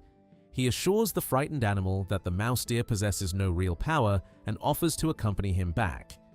To demonstrate his loyalty, the ape suggests tying their tails together. He will ride upon the tiger's back so that they can confront the trickster as one. The tiger agrees. When the mouse deer sees them approaching, he immediately invents another lie. He calls out loudly, pretending to address the ape. "How strange! You usually bring me 2 tigers each day as tribute, but today you have brought only 1. The tiger hears this and is overcome by terror. He turns and runs through the forest at full speed. The ape, tied helplessly to his tail, is dragged across stones, roots, and trees until he is killed. These stories explain why the mouse deer became one of the most beloved figures in the folklore of Indonesia and the Malay world. He possesses no claws, horns, great size, or physical strength. Almost every creature he confronts could destroy him in an instant. Yet lions, tigers, elephants, crocodiles, giants, and human hunters are repeatedly defeated because they act before they think. The mouse deer survives by understanding what others desire. Hunger traps the tiger, vanity traps the buffalo, curiosity traps the giant, fear traps the elephant, greed and jealousy trap the dog. His victories are not always noble. He lies, steals, abandons companions, and sometimes causes the deaths of those he deceives. He is therefore not a hero in the ordinary sense. He is a figure of disorder, a creature who exposes the foolishness of the powerful and demonstrates that intelligence can overturn the natural hierarchy of the world. For audiences who lived among dangerous animals, strong rulers, and unpredictable forces, this small forest creature represented an entertaining possibility. The weakest being might still survive, provided that he understood the minds of those stronger than himself.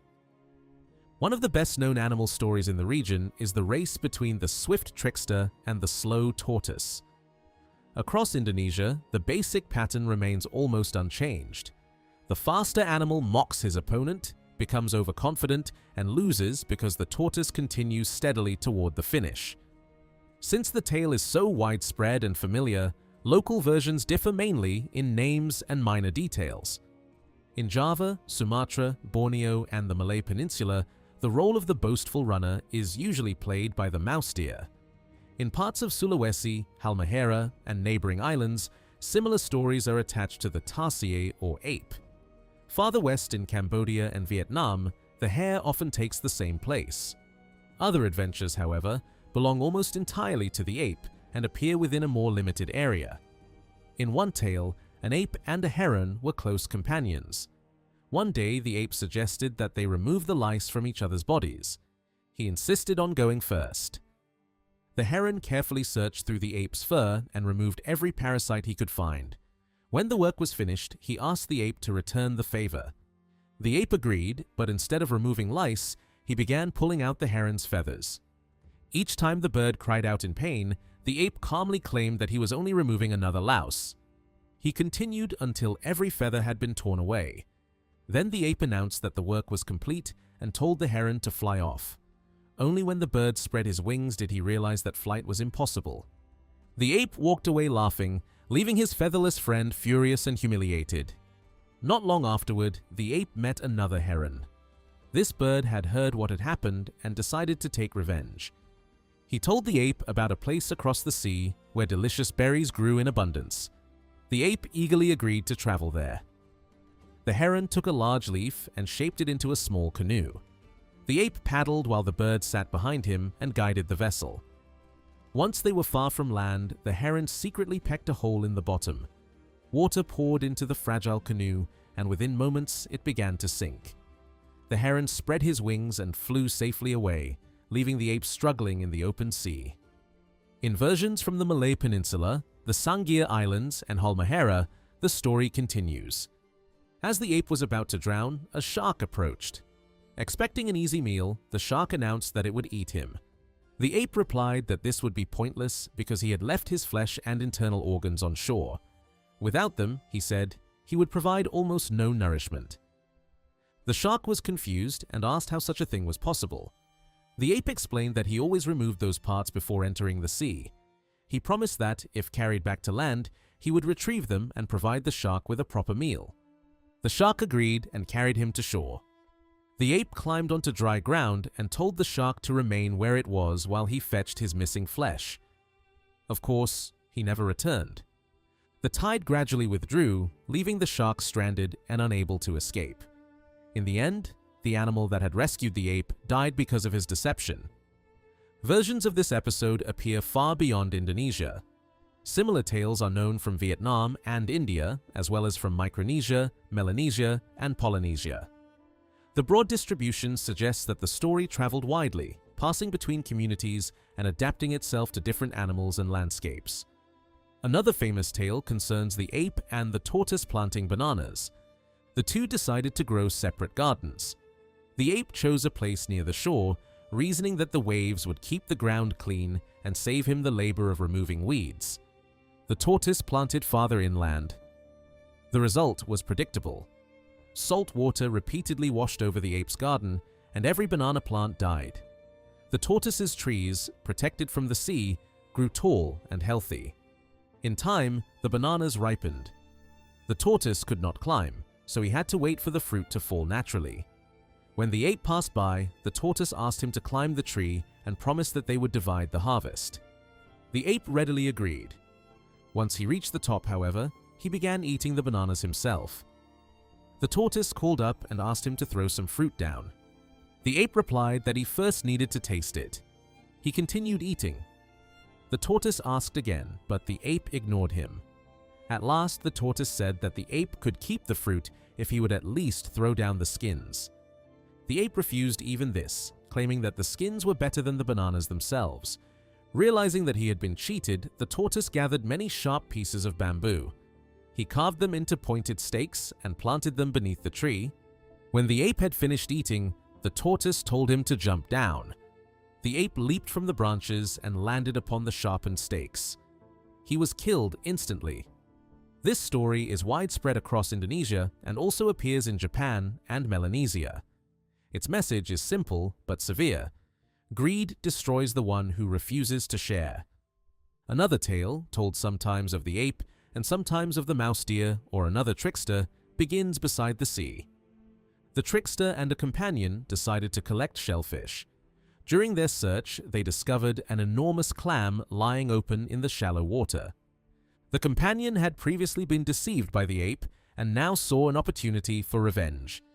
He encouraged him to reach inside the shell and pull out the animal within. The ape placed his hand between the open halves. The clam immediately closed. His hand was trapped and cut off. A closely related story was also recorded farther east in New Britain, again showing how these animal tales moved across cultural boundaries. In several traditions, the tortoise and the ape take the roles more commonly occupied by the mouse deer and tiger. The tortoise becomes the clever survivor, while the ape becomes the stronger but foolish victim. In one such tale, the tortoise killed an ape through deception. He then used every part of the body. From the hair, he prepared tobacco. The flesh became dried meat. He burned the bones and turned them into lime for chewing with betel. The blood was mixed into sago wine. After some time, the other apes began searching for their missing companion. They came to the tortoise and asked whether he had seen him. Instead of answering, the tortoise invited them into his house and offered them food, drink, and betel. At first they hesitated, but eventually they accepted. The tortoise served them the red sago wine. The apes noticed its unusual color and asked why it looked like blood. The tortoise calmly replied that dye had been added. He then gave them betel to chew, along with the lime made from their companion's bones. After eating and drinking, the apes prepared to leave. Thinking they were too far away to hear, the tortoise muttered that they had just consumed the blood and bones of their own friend. One ape caught the words and stopped. He asked the others whether they had heard what the tortoise had said. They turned back and demanded an explanation. The tortoise quickly claimed that he had merely warned them of approaching rain and advised them to hurry home. Then he began laughing. His laughter convinced the apes that something terrible had happened. They attacked him and tried to crush him beneath their feet. The tortoise shouted that crushing would not kill him. He claimed that his own parents had tried the same thing many times without success. The apes stopped and discussed another method. They proposed burning him.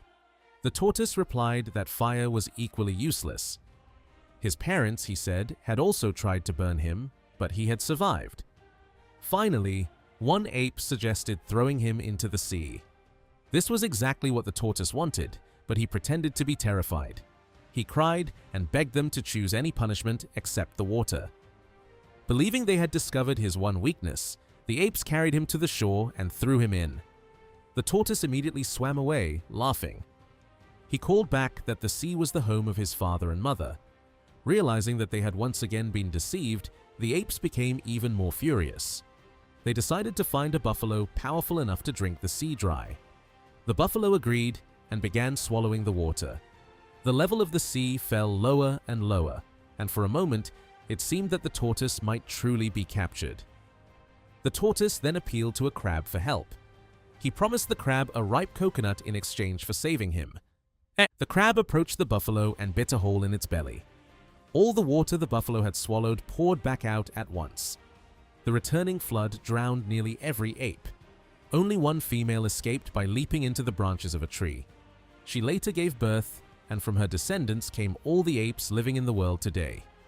This tale combines several familiar trickster themes.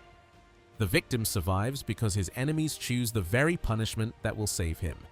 A stronger animal is then drawn into the conflict, only to be defeated by a much smaller creature. As in the mouse deer stories, physical strength proves unreliable. The apes can crush, burn, and command the buffalo, but they cannot understand the mind of the tortoise. The tortoise wins because he knows how to hide desire behind fear. By pretending that the sea is his greatest terror, he persuades his enemies to return him to the place where he is strongest. These traditions turn the animal world upside down.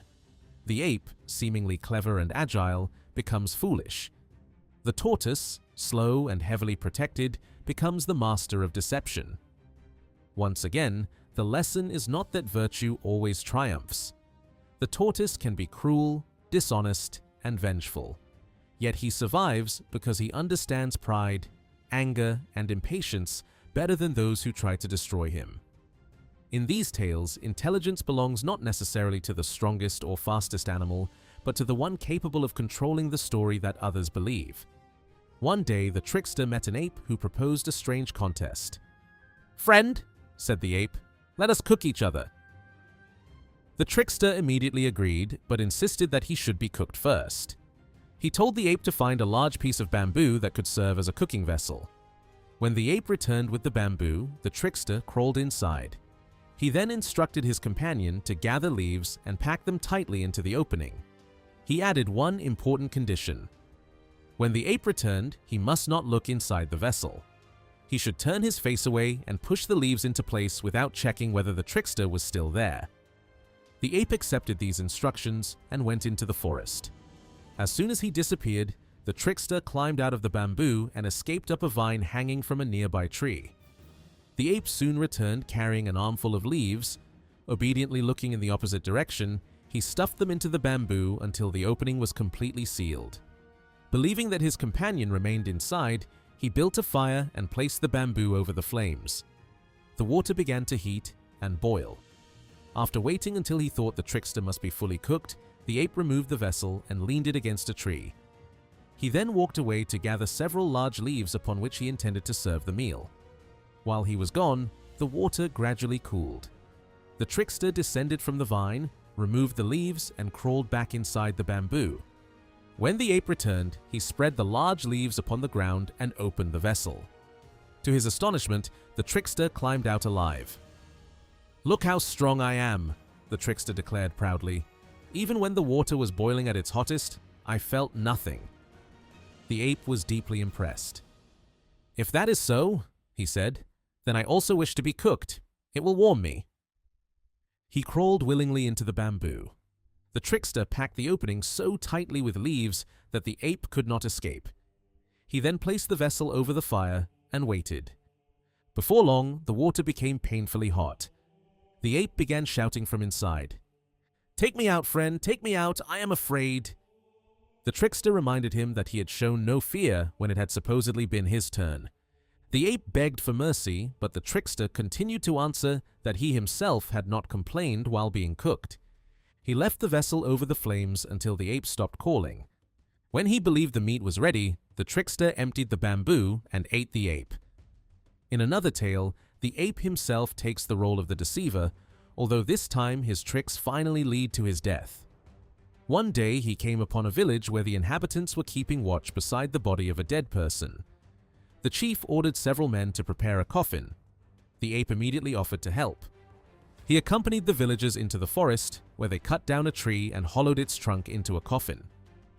When the work was complete, someone suggested that each person should climb inside to make certain that it was properly shaped and large enough. The ape insisted that he should also take a turn. Once he lay inside, however, the others suddenly placed the lid over him. The ape had deceived so many people and caused so much trouble that the villagers had already decided to punish him. He cried out and begged to be released, but no one listened. The coffin was carried away and burned with the ape still trapped inside. In this story, the trickster's career ends through the same kind of deception he had so often used against others. Several animal tales place the trickster in the role of judge. Sometimes he decides a dispute himself. In other stories, he finds another creature clever enough to expose an unjust claim. One such story begins with a crocodile sleeping beside a river. A powerful wind uprooted a large tree, which crashed down upon the crocodile and trapped him beneath its weight. No matter how violently he struggled, he could not escape. The trickster passed by, and the crocodile begged for help. The little animal replied that he was not strong enough to move the tree alone. He went away and returned with a buffalo. Using his great strength, the buffalo bit through the roots and loosened the fallen tree. The current caught the trunk and carried it downstream, leaving the crocodile free. Instead of showing gratitude, the crocodile immediately began planning to eat his rescuer. He first asked the buffalo to drag him toward the water, claiming that he was too weak to move after being trapped for so long. The buffalo agreed. Little by little, the crocodile persuaded him to move farther into the river. He wanted the buffalo in deep water, where resistance would be difficult. Once he believed that escape was impossible, the crocodile revealed his intention. He announced that he was hungry and intended to devour the buffalo. The buffalo protested that this was a shameful reward for saving his life. He demanded that the matter be placed before an impartial judge. The first object to drift past was an old plate made from a leaf. The buffalo explained the situation and asked whether the crocodile had the right to eat the creature who had rescued him. The leaf plate answered by speaking of its own mistreatment. It had once carried food and served people faithfully, yet it had been thrown away even though it might still have been useful. Consumed by its own bitterness, the plate offered no help and continued floating downstream. Next came an old rice mortar. It also complained that human beings had used it for years and then abandoned it when it became worn. An old mat gave the same answer. It had once provided comfort but had been discarded without gratitude. Each judge concluded that ingratitude was simply the way of the world. The buffalo therefore seemed certain to die. The mouse deer, unwilling to let his friend be eaten, went in search of assistance and returned with a deer. The deer was asked to judge the dispute. He listened carefully but claimed that the circumstances were not clear. Before giving a decision, he said he needed to see exactly how the accident had occurred. The crocodile was asked to return to the bank and lie beneath the fallen tree as he had before. The buffalo then demonstrated how he had freed him. Once the crocodile was again trapped beneath the trunk, the deer suggested that the entire scene might be repeated one more time. Then he added casually that, should the buffalo prefer not to release the crocodile again, there was no need to continue. The buffalo understood. He walked away with the mouse deer and the deer, leaving the ungrateful crocodile pinned beneath the tree once more. Another judicial tale begins when a wild boar meets an antelope. The boar announces that he has had a dream in which he ate the antelope. The antelope is confused and reminds him that they are friends. The boar insists that whatever appears in a dream must eventually happen. Since he dreamed of eating the antelope, he argues, the dream must be fulfilled. Unable to persuade him otherwise, the antelope proposes that they bring the dispute before their king. Neither animal realizes that an ape has overheard the conversation. The king listens to both sides. Surprisingly, he agrees with the boar. Because the event appeared in a dream, he declares that the antelope must allow himself to be eaten. The ape feels pity for the innocent animal. He suddenly drops from a tree into the middle of the royal gathering, startling everyone. The king asks why he has appeared. The ape replies that he has come to marry the king's daughter. The ruler becomes angry and says that such a marriage is impossible. The ape calmly explains that he dreamed the previous night that he had married the princess. Since dreams must come true, the wedding must now take place.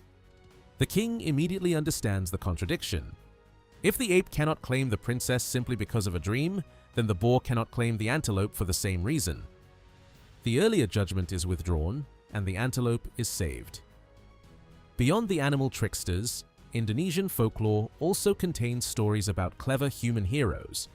These figures resemble the wandering rogues of European tradition, men who survive through deception, mock authority, and turn the schemes of rulers back against them. One such tale concerns a hero whose household included 3 extraordinarily beautiful women, his wife and her 2 sisters. One day, a king sent a servant to gather flowers from the hero's land. When the servant entered the house, he saw the 3 women. Their beauty astonished him so completely that he forgot his original task. He returned to the palace without flowers and told the king that he had discovered 3 women whose beauty made the royal wives appear ordinary. The king immediately desired them for himself.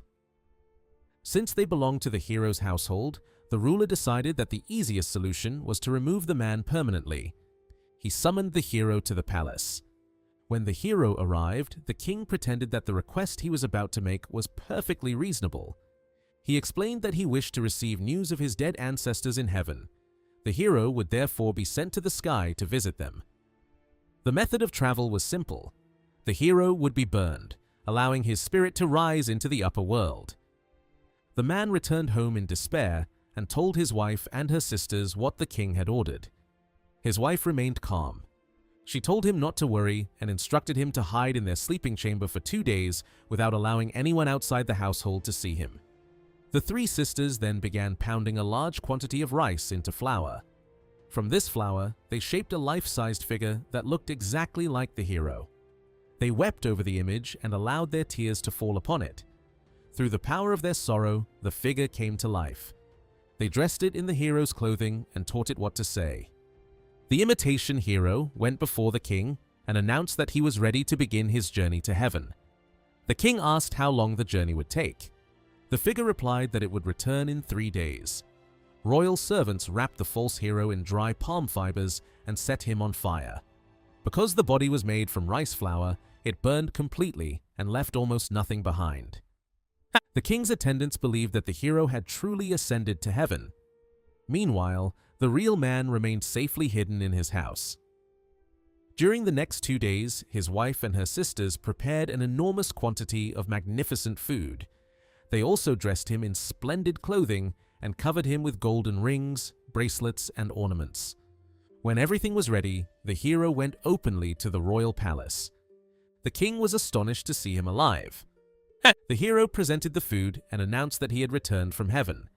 He claimed that the king's ancestors had sent the dishes as gifts and had offered their warmest greetings. They were very happy in the upper world, he continued, but they missed the king and wished him to visit them. The ruler stared at him in disbelief. "You have already returned?" he asked. "You said you would be gone for 3 days, but only 2 have passed." The hero explained that he had misjudged the distance. Heaven was much closer than he had expected. He added that he would have returned even sooner if the king's ancestors had not needed time to prepare all the food. The king then noticed the golden ornaments and asked where they had come from. The hero answered that the royal ancestors had given them to him. There was far more gold in heaven, he said, and the king could receive treasures of his own when he visited. The ruler became eager. He asked whether he also had to be burned in order to reach the upper world. The hero assured him that fire was the only way. The king immediately ordered that preparations begin. Several of his companions, attracted by the promise of gold and heavenly wealth, demanded to travel with him. The hero told them to wait while he gathered enough palm fiber for everyone. He went into the forest and returned with a large supply. The king and his companions were wrapped tightly in the dry fibers. Trusting completely in the hero's story, they allowed him to set them on fire. Unlike the rice image, they did not vanish into heaven. When the flames died, their burned bodies remained upon the ground. The hero then called the people together. The king had ruled harshly, taken their possessions, and oppressed them for years. The hero told them to enter the palace and reclaim everything stored there. The royal wealth, he explained, had originally come from the people and should now be divided among them. The inhabitants opened the king's storehouses and shared the treasure. Freed from the ruler's oppression, they accepted the hero's actions with joy. He returned to his wife and her sisters, and they lived peacefully from that time onward. Like the animal trickster stories, this tale turns power against itself. The king is not defeated by an army or rebellion, but by his own greed, vanity, and desire for what another man possesses. The hero survives because he understands those weaknesses and constructs a lie that the ruler is already willing to believe. Across these traditions, deception can be cruel, humorous, or even deadly. Yet, the stories repeatedly return to the same principle.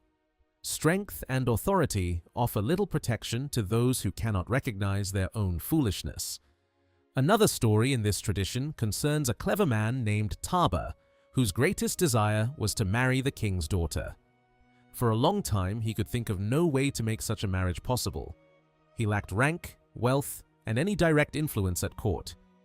Eventually, however, he devised a plan based not upon force or persuasion, but upon the authority of the supernatural. Near his house stood a great warring tree. The ordinary road leading to it was long, winding, and difficult, but Taba secretly cut a much shorter path through the surrounding vegetation. Once the hidden route was ready, he returned home and began pretending to be gravely ill. He sat beside the ashes of the hearth, groaning and telling everyone that he was certain he would soon die. The people around him became concerned and asked whether anything could save him. Taba weakly replied that there might be one hope. A powerful spirit whom he worshipped lived inside the great warring tree beside the road. If someone went there and asked for guidance, the spirit might reveal what was necessary for his recovery. Moved by pity, several people set out along the usual path. The moment they disappeared, Taba rose, hurried along his secret shortcut, and reached the tree before them. He climbed into the branches and concealed himself among the leaves. When the villagers finally arrived, they stood beneath the tree and called upon the spirit. They asked whether Taba could be healed and what must be done to save him. From his hiding place, Taba answered in a strange and commanding voice. He declared that Taba would recover only if he married the king's daughter. No other cure would succeed. The villagers accepted the message as a genuine divine command. They hurried back along the difficult road to report what they had heard. Taba, meanwhile, descended from the tree, raced home by the shortcut, and resumed his place beside the hearth. When the others returned, they found him groaning exactly as before. They told him that the spirit had spoken and that his life could be saved only through marriage to the princess. Since they believed that disobedience might bring about his death, they agreed to support him. Through their intervention, the supposed command of the spirit reached the king, and Taba was eventually married to the royal daughter. As soon as the marriage was completed, his illness disappeared. The tale presents another familiar form of trickster success. Taba does not overpower the king or openly demand the princess. Instead, he creates an authority greater than ordinary human authority, and then speaks through it himself. The people believe that they are obeying a spirit, while in reality, they are carrying out the hero's carefully prepared plan. Two additional animal fables are often considered alongside the Indonesian trickster cycle. Their themes appear to have traveled from outside the archipelago, yet their presence helps reveal how foreign stories entered local traditions and were adapted to regional settings. The first explains the hostility between cats and mice. One day, a cat accused a deer of stepping upon the ear of one of her kittens. The deer denied any deliberate wrongdoing. He explained that a bird had suddenly flown up in front of him and frightened him. In his alarm, he had run without looking and accidentally injured the kitten. The true responsibility, he argued, belonged to the bird. The cat therefore went to the bird and repeated the accusation. The bird also refused to accept the blame. It claimed that another bird had startled it by appearing with white feathers around its neck. The cat then sought out this second bird. It replied that its unusual appearance had been caused by yet another bird whose entire body was yellow. When the yellow bird was questioned, it shifted responsibility to a bird with a yellow beak. That bird, in turn, explained that its beak was yellow because the crab possessed claws divided into joints. The cat approached the crab and demanded an explanation. The crab blamed the mouse, claiming that the mouse had stolen its hole and forced it into its present condition. At last, the cat confronted the mouse. Unlike the others, the mouse could not immediately invent another excuse or transfer the blame to someone else. The cat lost patience, pounced upon it, and ate it. From that moment onward, cats and mice became enemies. The humor of the tale lies in the endless movement of responsibility. Each creature avoids punishment by naming another cause, no matter how weak or absurd the connection may be. The chain ends only when the mouse fails to produce a new explanation quickly enough.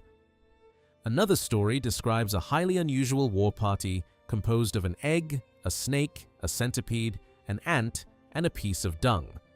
Together, they decided to go on a headhunting expedition. When they reached the house they intended to attack, the egg organized the ambush. The centipede hid beneath the floor. The ant concealed itself inside the household water vessel. The piece of dung waited at the top of the ladder leading to the doorway.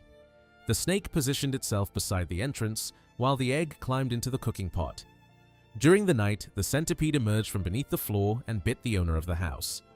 Startled and in pain, the man went to light a fire so that he could see what had attacked him. As he approached the cooking place, the egg suddenly burst from the pot and struck him in the face, blinding him. Unable to see, the man hurried toward the water vessel to wash his eyes. The ant waiting inside stung him. Now, frightened and confused, he rushed toward the ladder in an attempt to escape from the house. His foot landed upon the dung. He slipped, fell down the ladder, and crashed to the ground. The snake waiting below then bit him, and he died. Each member of the strange group appears weak or harmless when alone.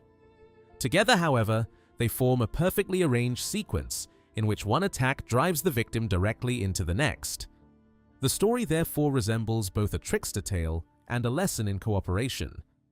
Victory belongs not to the strongest creature, but to a group whose members understand how to combine their different abilities. The larger collection of Indonesian trickster tales is especially important because it reveals more than popular entertainment. The geographical distribution of these stories offers clues about cultural movement, trade, migration, and foreign influence throughout island Southeast Asia and the wider Pacific. Taken together, the tales appear to form two broad traditions. The first centers upon the mouse deer. The second gives the main role to the ape or tortoise. The mouse-deer cycle is most strongly represented in the western and southern parts of the Indonesian world, especially Java, Sumatra, Borneo, and the Malay Peninsula. It is far less prominent in the Philippines. By contrast, stories featuring the ape or tortoise are most fully developed farther east and north.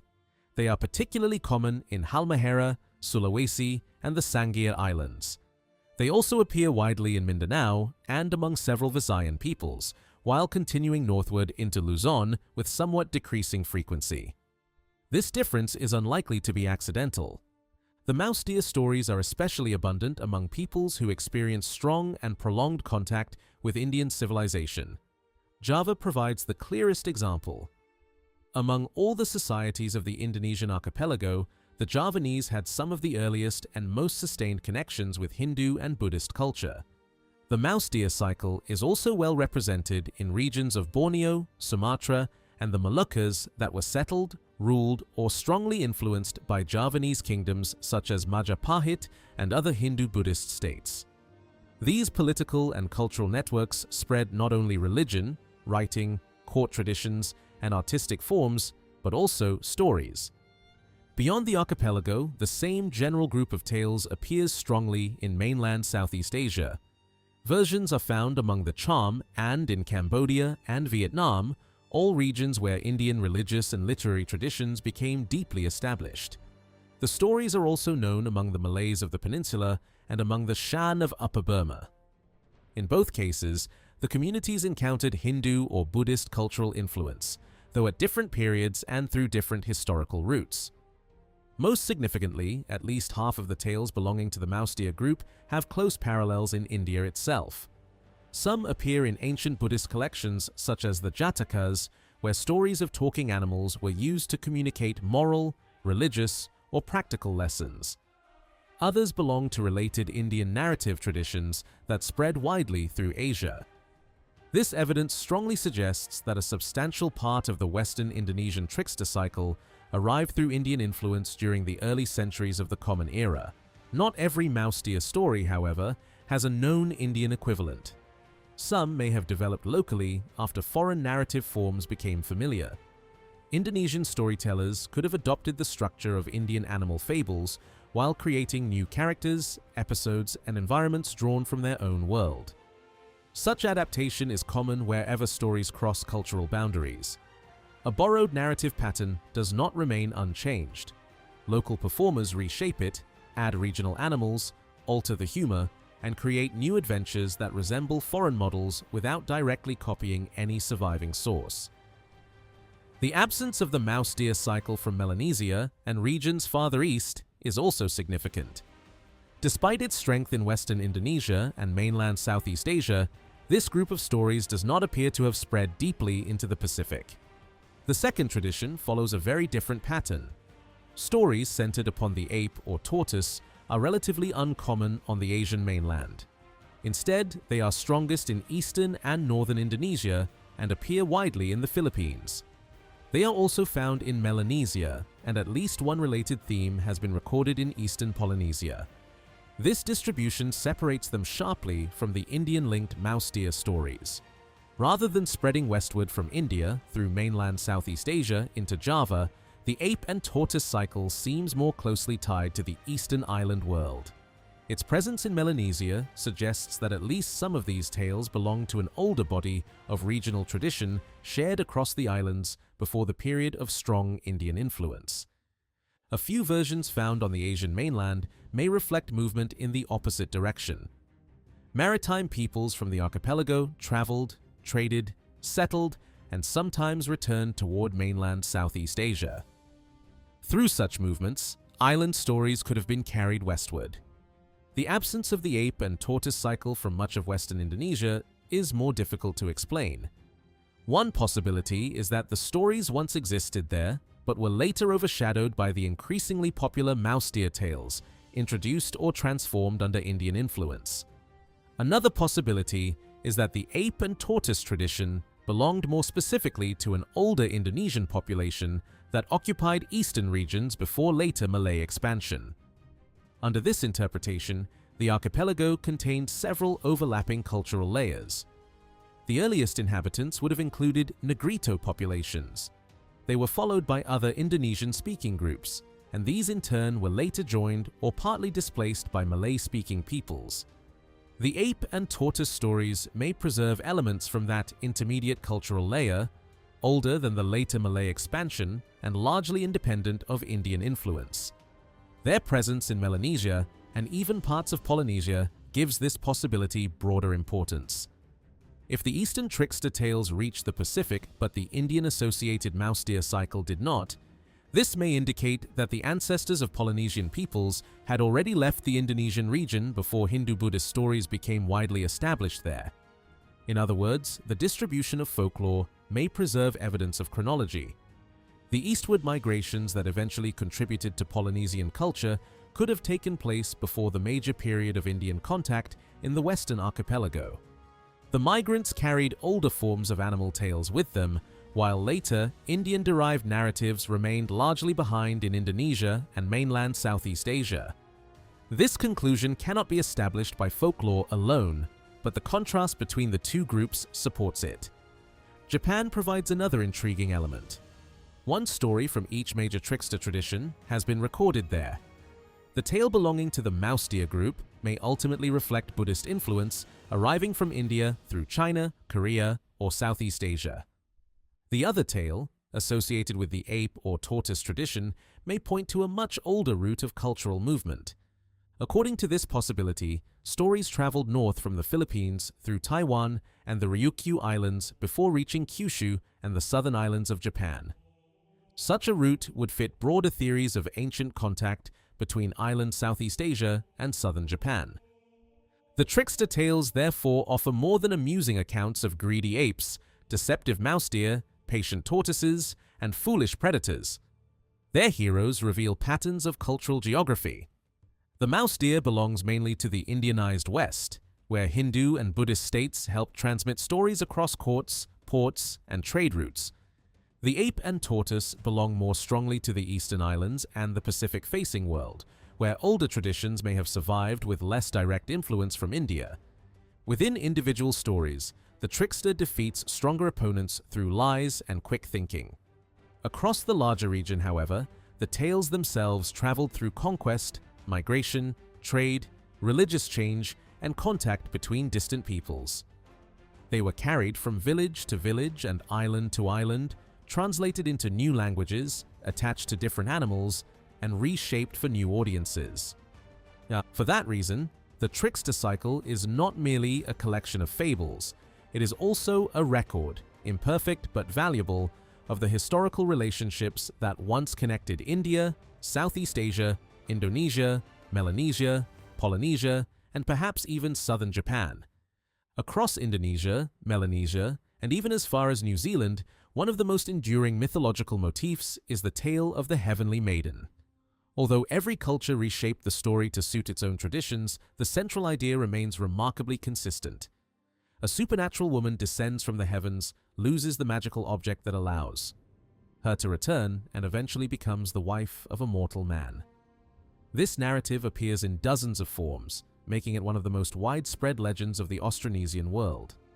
Among the Toraja people of central Sulawesi, one unusual version begins with a woman who unexpectedly gives birth to 7 crabs.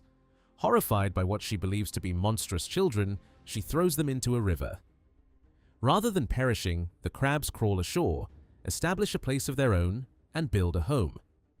Their true nature is revealed only when they enter the water, removing their crab shells and transforming into beautiful young women.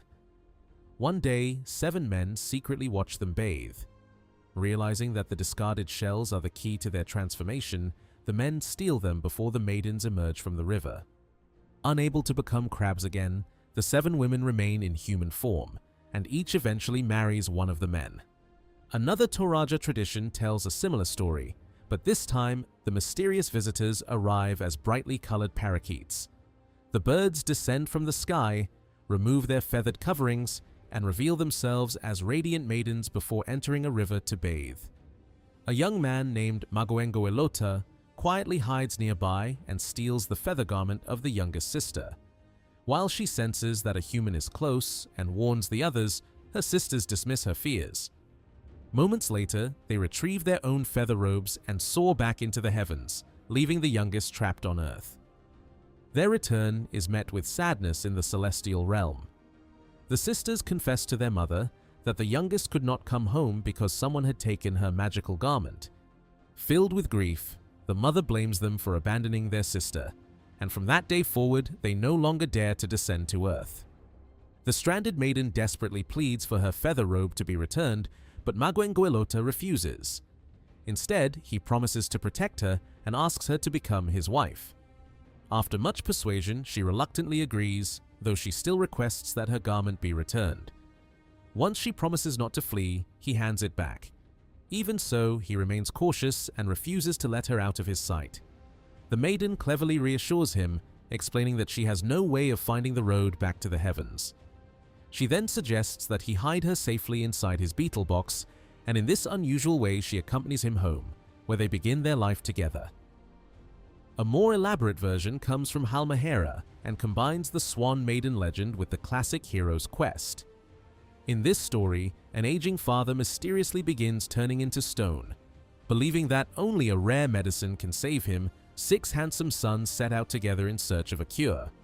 Their youngest brother, however, is mocked because he is covered in sores and considered too ugly to accompany them. Left behind, he decides to search alone. His lonely journey eventually brings him to the home of an elderly woman who shows him unexpected kindness. She heals his illness, provides him with clean clothing, and after hearing his story, directs him to a secluded pool hidden deep within the forest. There she tells him to wait patiently. Before long, 5 heavenly maidens descend to bathe. As they enter the water, they remove their magical winged garments and leave them on the shore. Following the old woman's advice, the young man quietly takes the wings of the youngest maiden. When the sisters finish bathing, the others quickly recover their garments and fly back into the sky, but the youngest cannot follow. No matter how much she begs, the stolen wings are not returned, and she eventually becomes the hero's wife. After hearing about her husband's mission to save his father, the celestial bride decides to help him.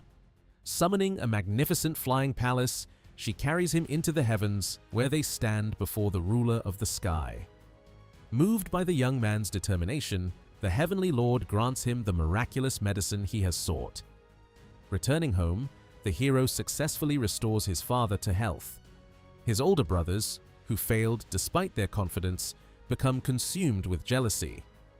Their envy ultimately brings about their downfall, and according to the legend, they are transformed into dogs, while the youngest son and his supernatural wife live in peace. Java preserves perhaps the best-known variation of this theme. It begins with a poor widow who discovers an abandoned baby lying beneath a forest tree. She raises the child as her own, and he grows into a skilled hunter. One day, he pursues an extraordinary bird unlike any he has ever seen. The chase leads him deep into the wilderness until he arrives at a hidden lake. There, he witnesses several heavenly maidens descending from the sky. They remove their wings before stepping into the water, revealing their true human forms. Hidden among the trees, the hunter quietly steals one pair of wings. Startled by a sudden sound, the maidens rush from the lake, seize their wings, and disappear into the sky. Only one remains behind, unable to follow the others. She pleads for the return of her wings, but the hunter refuses. Instead, he promises to care for her if she agrees to become his wife. With no other choice, she accepts, and the two begin their life together on Earth. Life appears peaceful, and the couple eventually has a daughter. Yet the heavenly bride possesses extraordinary powers. Every day she prepares enough food for the household, using almost no rice at all. Before leaving one morning to wash clothes by the river, she warns her husband never to lift the lid of the cooking pot. Curiosity, however, proves stronger than obedience. Once she is gone, he cannot resist looking inside. To his surprise, the pot contains nothing but boiling water and a single grain of rice. Seeing nothing remarkable, he closes the lid and waits. But when his wife returns, she instantly realizes what has happened. Her magic has vanished forever because her secret was revealed. From that day onward, she must prepare every meal through ordinary labor, and the family's rice supply begins to disappear. Eventually, while searching the nearly empty rice storage, she discovers the hidden wings her husband had concealed long ago. Knowing that she can finally return to her true home, she tells him that their time together has come to an end. She leaves their young daughter in his care, but explains that whenever the child cries, he should place her on the roof and burn a stalk of rice beneath her. The rising smoke will guide the Heavenly Mother back to Earth so she can nurse her child. With those final instructions, she lights a stalk of rice herself and ascends into the sky upon its drifting smoke. Although separated forever, she continues to watch over her daughter from the heavens, returning whenever the child needs her. The little girl eventually grows into a woman whose beauty is said to rival that of her celestial mother. When these stories are compared, clear patterns begin to emerge.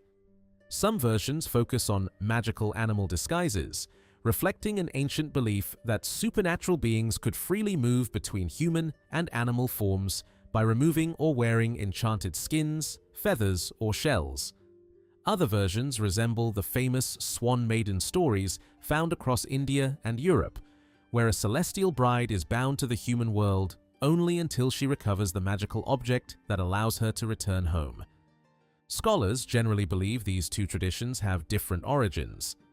Tales featuring magical disguises may preserve very old local beliefs that existed long before outside cultural influences arrived. By contrast, the more familiar Swan Maiden narrative likely spread alongside Indian religious and literary traditions, gradually blending with indigenous myths as it traveled through the Indonesian archipelago and beyond into Melanesia and parts of Polynesia. Closely related to these legends is another popular storytelling tradition sometimes described as the Beauty and the Beast motif. In one tale, an elderly woman living alone in the forest raises a lizard as though it were her own grandson.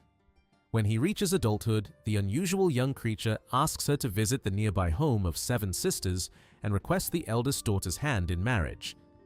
Carrying gifts appropriate for a wedding proposal, the old woman sets off.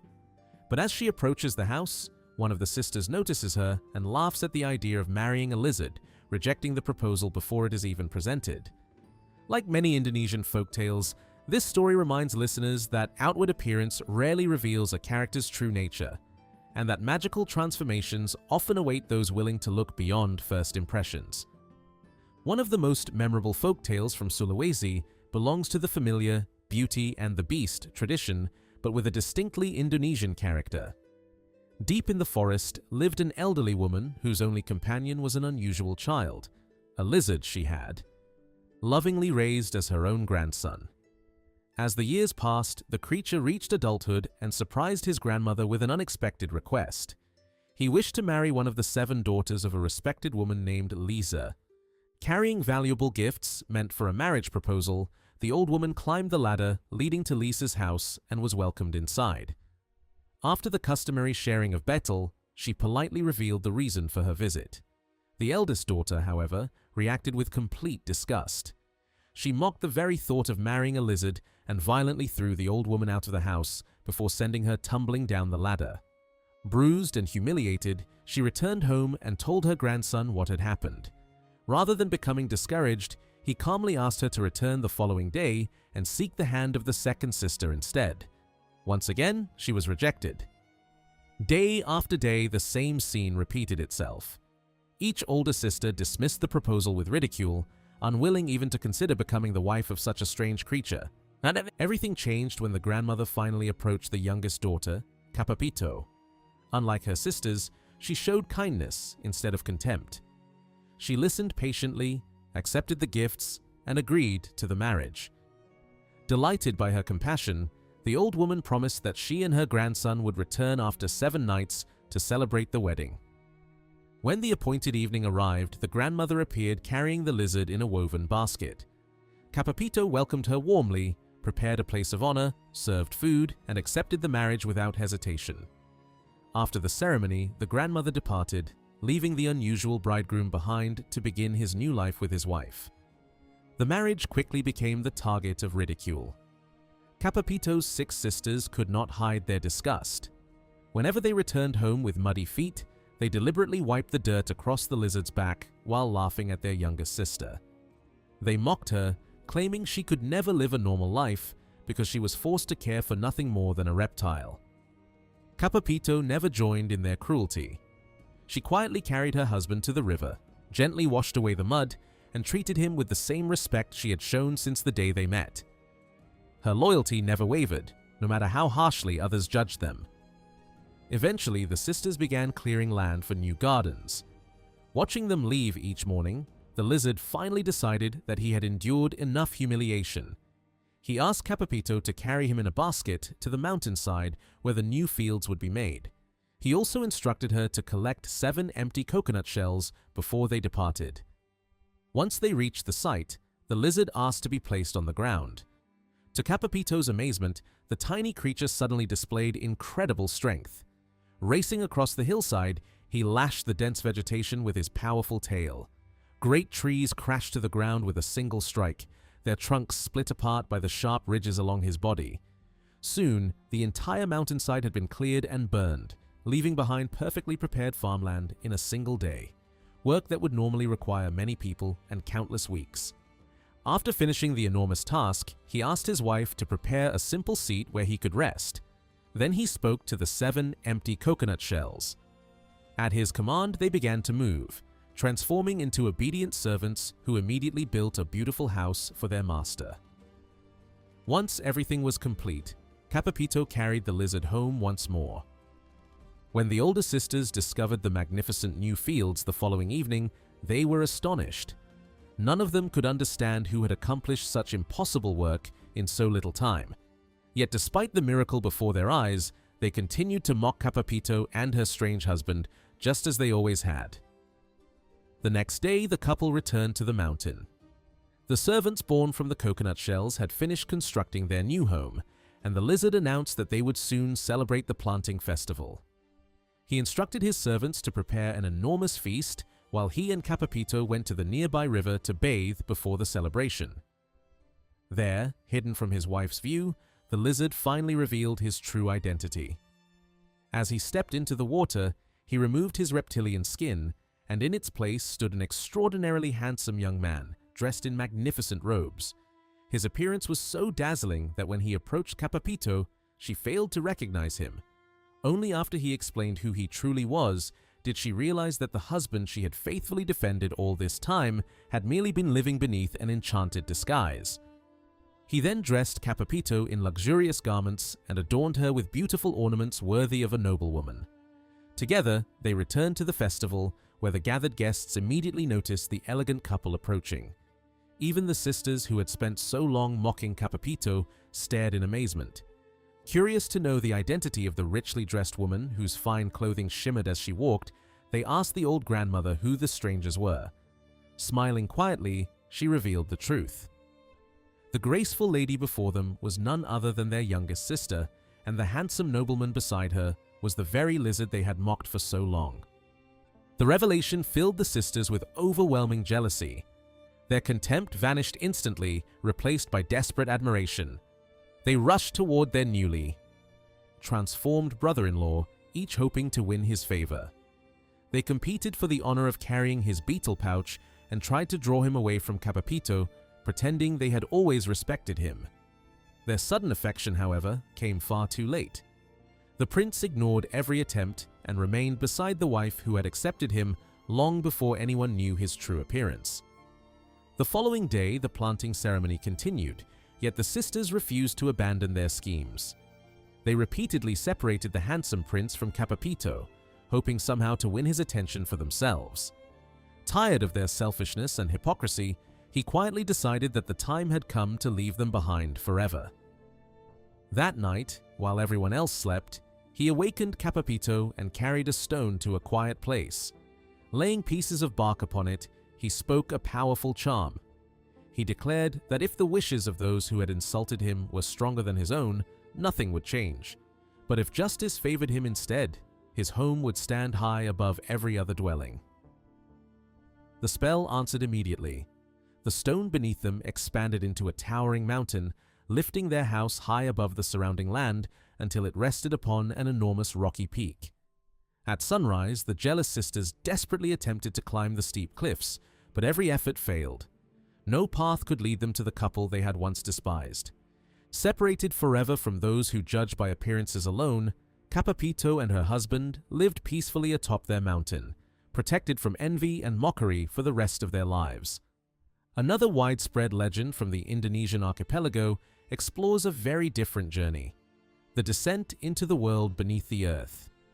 A farmer spent many nights guarding his fields against wild pigs that repeatedly destroyed his crops.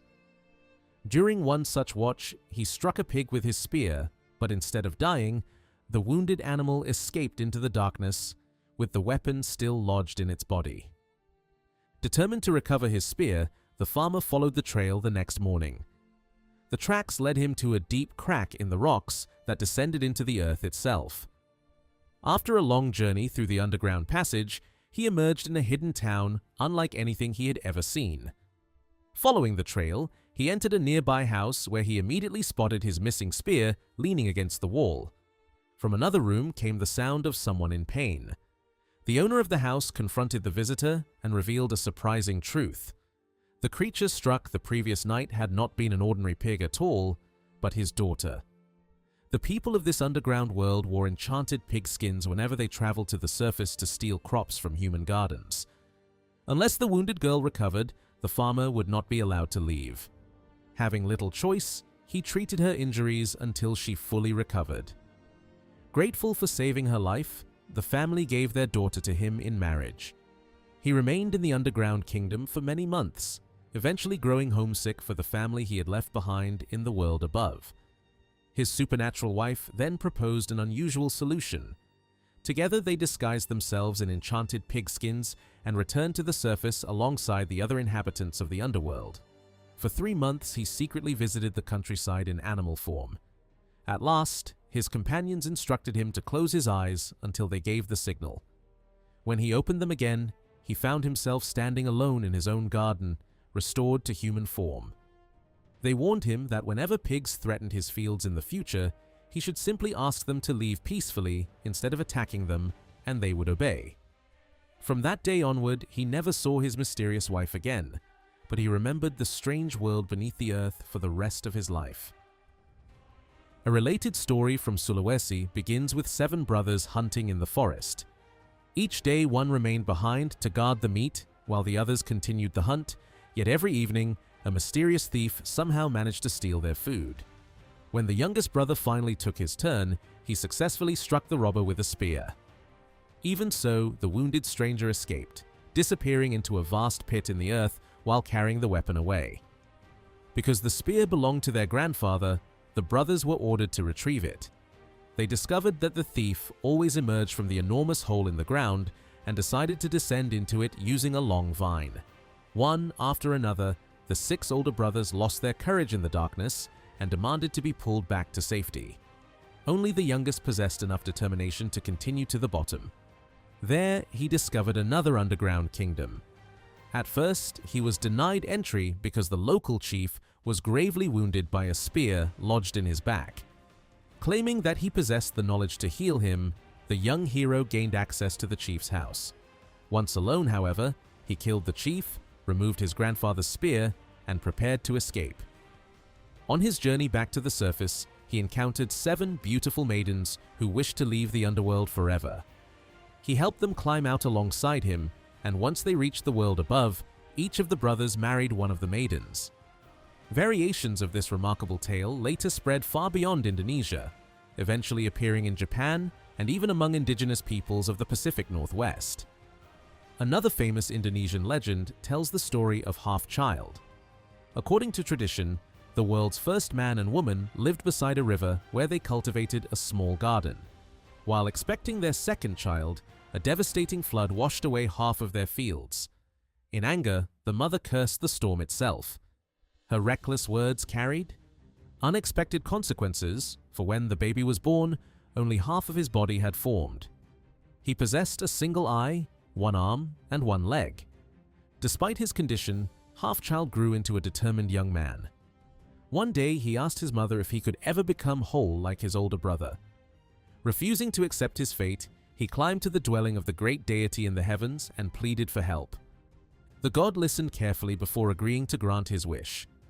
He directed the young man to a sacred pool and instructed him to bathe there, warning him only never to enter the water if someone else was already using it. Half-Child found the pool deserted and followed the divine instructions exactly. The moment he emerged from the water, his body had been completely restored. The missing half had appeared, and he became not only whole, but exceptionally handsome, beginning a new life transformed by perseverance and the favor of the gods. When Half-Child returned home, the change was impossible to miss. The young man who had once possessed only 1 arm, 1 leg, and a single eye, now stood tall, complete, and remarkably handsome. His elder brother stared at him in disbelief. "What happened to you?" he asked. "How did you become like this?" Half-Child explained that he had climbed to the divine realm and asked the great deity to restore his body. The god had taken pity on him and directed him to a sacred pool, where a single bath had made him whole. Instead of simply feeling happy for his younger brother, the elder brother became jealous. He wanted the same beauty and decided to visit the deity himself. Half-Child warned him that there was no reason to go. Unlike his younger brother, he had been born healthy and complete. But the elder brother refused to listen. When he reached the heavenly dwelling, he demanded to be made even more handsome. The deity told him that nothing was wrong with his appearance and that he should be satisfied with what he had. Still, the young man continued to complain until the god finally agreed to give him instructions. He was told to visit the sacred pool, but this time he was to enter the water only after seeing the reflection of a dog on its surface. Before bathing, he also had to tie a strip of white cloth around his neck. The elder brother followed these directions without considering what they might mean. The moment he stepped out of the water, his body changed completely. He had not become more handsome. He had become a dog with a white marking around his throat where the cloth had been tied. Ashamed and frightened, he returned home and found Half-Child eating. His younger brother immediately understood what had happened. "I warned you not to go," he said sadly. "You already had everything you needed, but you allowed jealousy to guide you." From then on, the transformed brother lived beneath Half-Child's table and survived on the pieces of food that fell to the floor. The story offers a clear warning. A sincere wish may be rewarded, but envy and greed often bring humiliation. Another popular group of Indonesian tales follows a very different pattern. In these stories, a hero shows compassion towards small or vulnerable creatures. Later, when he faces challenges no human could overcome alone, the animals return to repay his kindness. One such tale comes from the Dusun people of northern Borneo and tells of a man named Serunggal. He was considered unattractive by those around him, yet he dreamed of marrying one of the daughters of a powerful Raja. As Serunggal traveled toward the ruler's village, he encountered several men tormenting an ant. He intervened, frightened them away, and allowed the insect to escape. Farther along the road, he discovered another group trying to kill a firefly. Once again, he stepped in and saved the helpless creature. Before reaching the Raja's residence, he also rescued a squirrel from danger. Serunggal expected nothing in return. He simply continued his journey and eventually stood before the Raja, where he boldly asked to marry one of the ruler's daughters. The Raja had no desire to accept Serunggal as a son-in-law. Rather than rejecting him directly, however, he decided to assign him a task that appeared impossible. He scattered an entire basket of rice across a wide field and ordered Serunggal to gather every grain before time ran out. The young man searched desperately, but the rice had vanished among the grass and soil. Realizing that he could never finish in time, he sat down and began to cry. At that moment, the ant he had saved appeared before him. After hearing about the challenge, it reminded Serunggal of his earlier kindness and promised to help. The ant summoned thousands of its companions, and together they searched the entire field. Within a short time, every grain had been recovered and the basket was full again. The Raja was surprised, but he was not yet willing to surrender. He presented Serunggal with a second challenge. In the palace grounds stood an enormous betel nut tree whose crown disappeared into the clouds. Serunggal was ordered to climb it and bring down all the nuts. He tried again and again, but the trunk was too high and difficult to climb. Exhausted, he collapsed at the base of the tree. Then the squirrel he had rescued arrived. Remembering Serungal's compassion, it raced effortlessly up the trunk, disappeared into the branches, and soon returned with every betel nut the Raja had demanded. Still unwilling to accept defeat, the ruler devised one final test. His 7 daughters would be placed together in a room without any light. Serungal would be allowed to enter, but he had to identify the youngest daughter among her 6 sisters. If he chose incorrectly, the marriage would be denied. Once again, the task seemed hopeless. In total darkness, the sisters would be impossible to distinguish from one another. But just before Serungal entered the room, the firefly he had saved came to him. "I will guide you," it promised. "I will land on the youngest daughter's nose. Look for my light, and you will know which woman to choose." Inside the dark chamber, Serungal saw a tiny glow. He followed it, took the hand of the woman beneath it, and led her outside. She was indeed the Raja's youngest daughter. The ruler could no longer deny Serungal's success. Every challenge had been completed, and he was forced to honor his promise. Serungal married the princess, not because he possessed wealth, beauty, or power, but because the kindness he had shown on his journey returned to protect him when he needed help most. Stories built around grateful animals and impossible trials appear in many parts of Asia and Europe.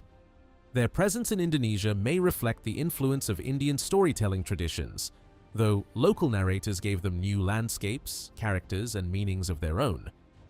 Another widespread theme concerns supernatural women who mysteriously provide food for mortal men. These tales often begin with comfort and abundance, but they usually contain a strict condition. The supernatural wife must never be questioned, exposed, or publicly identified. Once that promise is broken, happiness begins to disappear. A Bornean tale tells of a solitary man named Rakian, who supported himself by working in his garden and searching the forest for honey. One day, he noticed several beehives high in a mangosteen tree. Among them was a strange nest inhabited by white bees, something he had never seen before. Fascinated, he carefully removed the hive and carried it back to his home. The following morning, Rakian left to work in his garden. He remained there until evening, but when he returned, he discovered that someone had already prepared his meal. Cooked rice and fish were waiting above the fire. Rakian was confused. He lived alone, and no one should have been inside his house. The rice belonged to him, but he did not recognize the fish. His first thought was that someone had entered, taken the beehive, and cooked the meal in exchange. Yet when he checked, the nest was still exactly where he had left it. Unable to explain the mystery, Rakian ate the food. The same thing happened the next day. Each evening, he returned to find a fresh meal waiting for him. This continued for some time until curiosity finally overcame him. One morning, he pretended to leave for the garden, then quietly circled back and hid near the house. After a while, the door opened and a beautiful woman stepped outside. She carried a container toward the river to collect water. The moment she disappeared from sight, Rakian entered the house and inspected the unusual beehive. It was completely empty. Realizing that the mysterious woman must somehow be connected to it, he took the nest and hid it. Then he concealed himself nearby and waited. When the woman returned, she immediately went to the place where the hive had been kept. Finding it gone, she began to cry. She called it her box and worried that Rakian might return and discover her before she could escape. Later that evening, Rakian stepped forward as though he had just arrived from the garden. He pretended to know nothing and asked why she was in his house. He even accused her of stealing his bees and honey. The woman denied the accusation, while Rakian searched dramatically for the hive he himself had hidden. Eventually, he asked her to prepare food, but she refused. She was angry because her box had disappeared, and she suspected that Rakian had taken it. At last, she admitted that the box contained her clothing and that she could not leave without it. Rakian replied that he was afraid she would enter it and vanish forever. The woman then made an unexpected proposal. She explained that her mother had deliberately sent her to him because he had no wife and she had no husband in her own country. She promised not to disappear if Rakian agreed to marry her. Rakian accepted and returned the beehive. Before the marriage, however, the woman gave him one strict warning. He must never tell anyone that she had once been a bee. If he called her a bee woman or revealed where she came from, she would be deeply humiliated. Rakian promised to protect her secret. For a time, they lived happily and eventually they had a child. His wife was loving, beautiful, and skilled at managing their household. Yet the secret of her origin remained a source of curiosity among the people of the village. One day, Rakian attended a feast at a neighbor's home. The other guests repeatedly asked where he had found such an extraordinary wife. At first, he avoided answering, but as the evening continued, the men drank heavily and became more persistent. Eventually, Rakian forgot his promise. Proudly and carelessly, he told them that his wife had originally been a bee. When he returned home, he immediately sensed that something was wrong. His wife sat in silence and refused to speak. At last, she asked whether he remembered the promise he had made before their marriage. Rakian denied revealing anything, but she knew the truth. Although she had been far away, she had somehow heard every word he had spoken at the feast. "You have made me ashamed," she told him. "Now I must return to my own people." Rakian begged her to stay, but her decision could not be changed. She told him that she would leave their child behind and that her father would come for her in 7 days. When the 7th day arrived, a white bee appeared in the air near their home.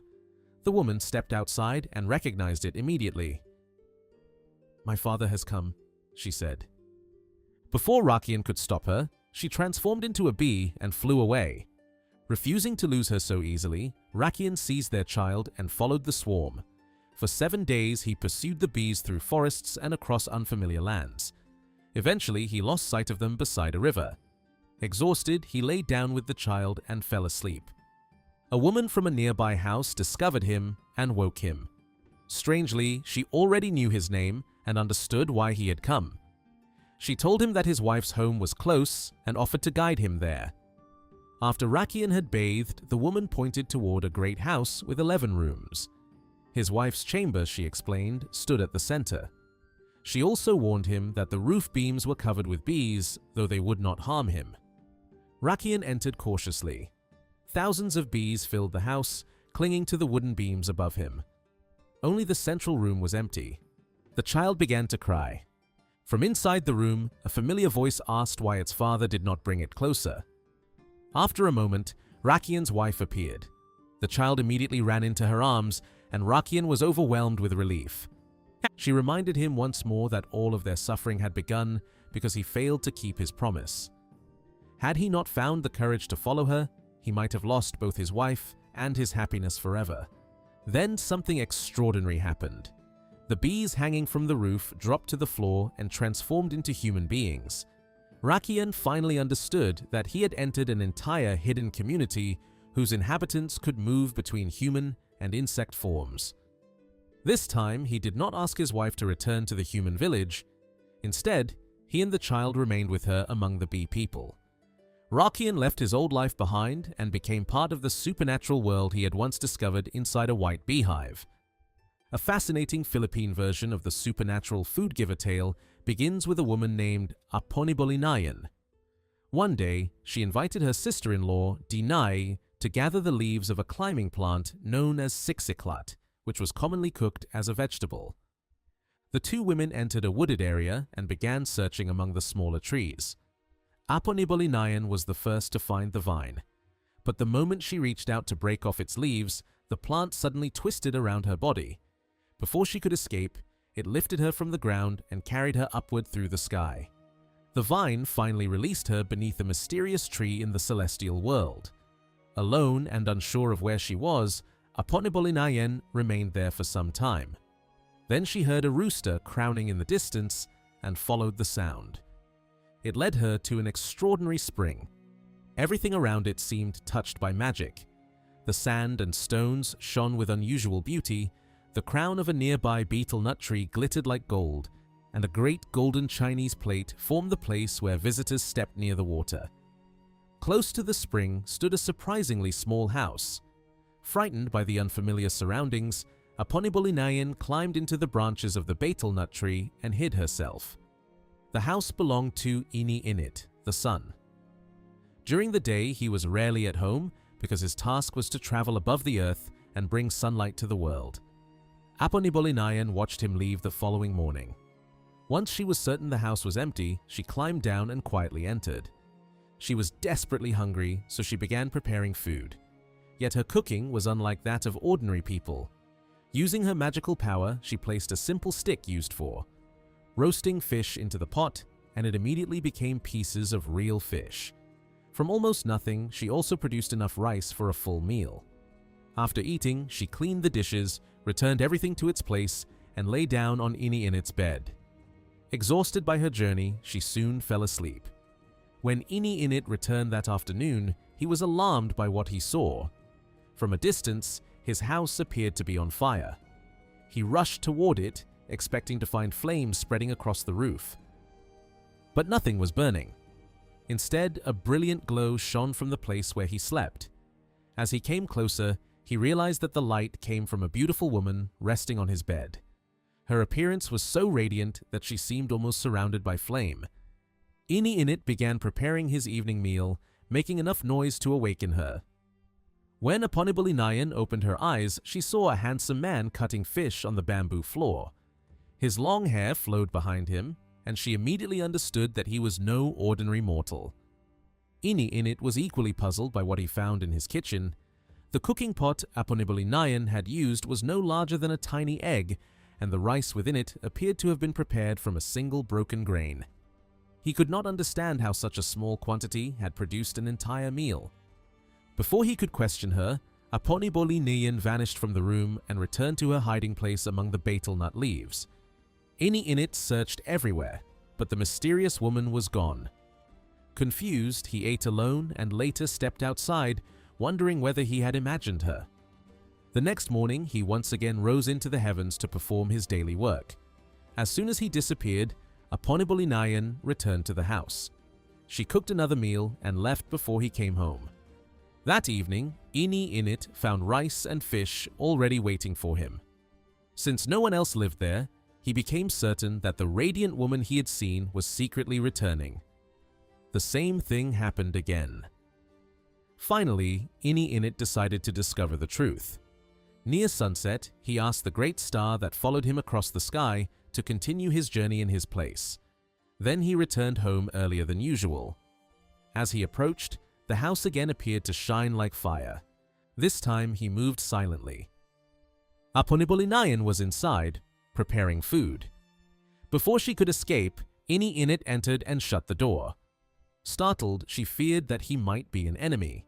She warned him that if he intended to attack, he should strike only once so that she would need to heal herself only once. Ini Init calmly replied that he wished to harm her, he would already have done so. He sat beside her and prepared betel for them to chew together. In their culture, sharing betel was more than a casual gesture.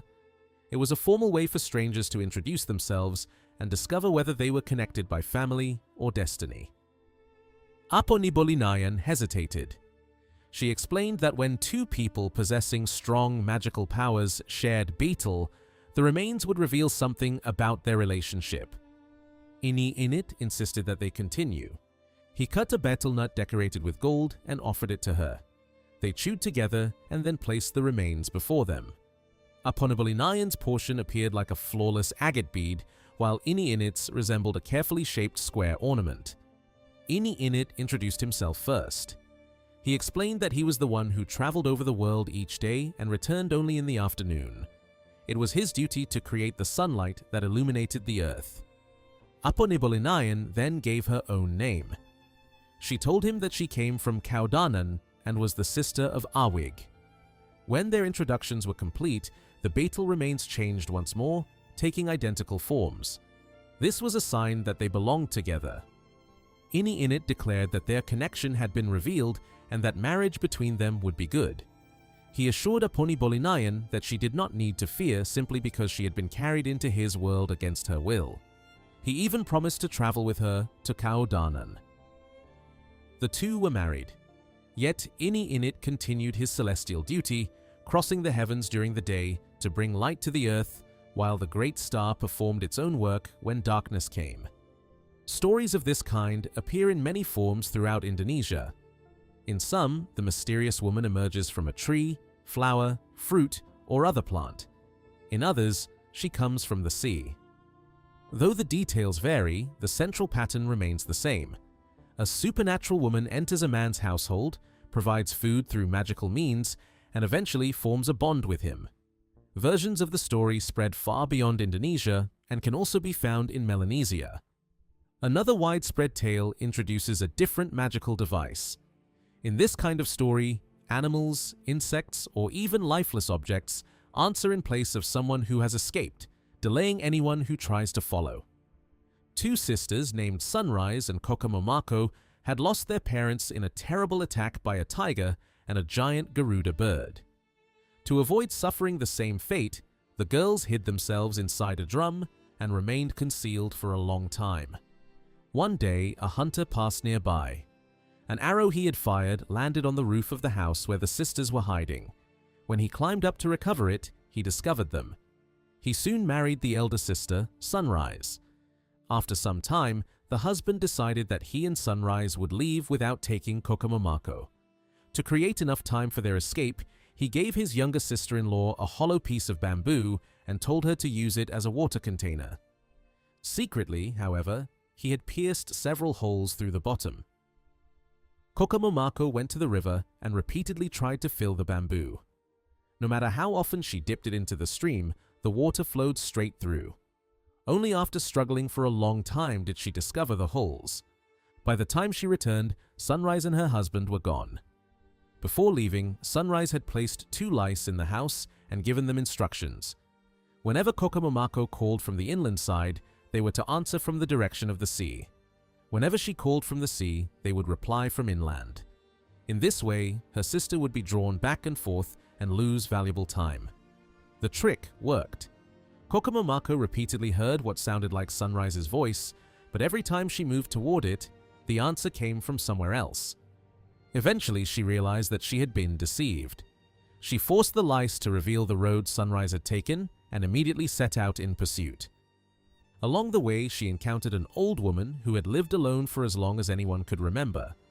Kokomomako called to her, but the old woman initially refused to look, saying that she had no interest in strangers after so many years of solitude. Curiosity finally overcame her. Kokomomako explained that she was searching for her elder sister. Hearing the sound of drums nearby, she asked whether a feast was taking place. The old woman replied that a group had recently passed carrying sunrise and that the celebration was being held for her arrival. Kokomomako continued until she reached the house. Standing outside, she demanded proof that her sister was within. She first asked to see Sunrise's hair through the window. The people inside held up the fur of a cat. Kokomomako immediately rejected it. "My sister may not be considered beautiful," she said, "but that is clearly the hair of a cat." She then asked to see Sunrise's foot. Again, the people tried to deceive her by pushing a cat's paw through the window. Still refusing to bring Sunrise outside, they gave Kokomomako an impossible task. They scattered an entire basket of rice over the ground and told her that she must gather every grain before they would release her sister. Kokomomako began to cry. The rice was spread too widely, and she knew she could never recover it alone. A small rice bird approached and asked why she was so distressed. Kokomomako explained that her sister had been hidden from her and that the people would not allow them to meet unless the scattered rice was collected. The bird called others of its kind. Together they searched the ground, picked up every grain, and soon filled the basket. Even then, the people refused to produce Sunrise.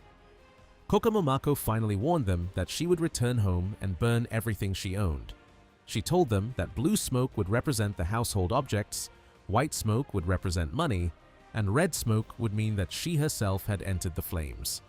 Soon, smoke appeared in the distance. It rose first in blue, then in white, and finally in red. When her husband brought her food and found her body, he also tried to end his life, though his attempt failed. Some time later, a female servant went to the river to collect water. Looking into the stream, she saw the reflection of a beautiful woman and assumed it was her own. She proudly declared that everyone had been wrong to call her ugly. Convinced that she was too beautiful to remain a servant, she threw away the water vessel and broke it. The people in the house ordered her to return to the river. Again, she saw the same beautiful face on the water. Once more, she believed it belonged to her, boasted about her appearance, and destroyed the container. This happened 7 times. The servant did not realize that the image was actually Sunrise's reflection. Sunrise and Kokomomako had returned as spirits and were hidden among the branches of a tree leaning over the stream. When the servant finally told the household that she had seen Sunrise's face in the water, they sent another slave to capture her. This man suffered from terrible wounds on his legs and insisted that he could not complete the task. The others forced him into the water. He dove repeatedly, reopening his injuries until his blood colored the stream. Yet no matter how deeply he searched, he could not find Sunrise. Exhausted and angry, he returned to shore and reminded them that he had warned them from the beginning. As everyone sat beside the water, Sunrise's husband happened to look upward. There, among the branches, he saw his dead wife. He called to her and begged her to lower something so he could climb into the tree. Sunrise dropped a length of copper wire and warned him not to hold it too tightly when he reached the middle. The husband began climbing. When he was halfway up, Sunrise cut the wire. He fell from the tree and struck the ground with such force that his body was shattered. Cannibal tales were also extremely common throughout Indonesia, Melanesia, and Polynesia. Many of them describe children or young women using intelligence, courage, and magical assistance to escape monstrous beings. One such story tells of a princess who spent her days weaving while her brothers went fishing. As she worked, her shuttle slipped from her hand and fell to the ground. She began singing for her brothers to return and retrieve it. Instead, the earth suddenly opened. From the crack emerged a terrifying ogress named Bake. Bake intended to seize the princess and carry her away, but the girl tried to delay her. She insisted that she needed to wait for her brothers. Bake agreed only on the condition that the princess prepare rice for her. The princess began pounding the grain as slowly as possible. She stopped frequently, pretending to be tired, hoping her brothers would return before the work was complete. Bake eventually lost patience. She seized the pestle and finished pounding the rice herself. The princess then boiled water and cooked the meal. She ate from a tiny dish using a needle as a spoon. Bake, by contrast, devoured enormous portions from a trough and used a heavy stone plate as if it were a spoon. Despite every delay, the brothers did not return in time. Bake placed the princess on her back and carried her away. The girl, however, had prepared a secret trail. She tied the end of a long thread around her finger and allowed the rest to unwind behind them as Bake walked. Soon after they disappeared, the brothers returned. When their sister failed to answer their calls, they searched the area and found the thread. Realizing that she had left it deliberately, they followed it into the forest. Along the way, they met people working in gardens and asked whether anyone had recently passed. Each group gave the same reply. Bake had gone inland carrying what looked like a pale pig on her back, while something long trailed and unwound behind her. The brothers followed the thread until they reached Bake's home. Near the house stood a deep river crossed by a narrow bridge.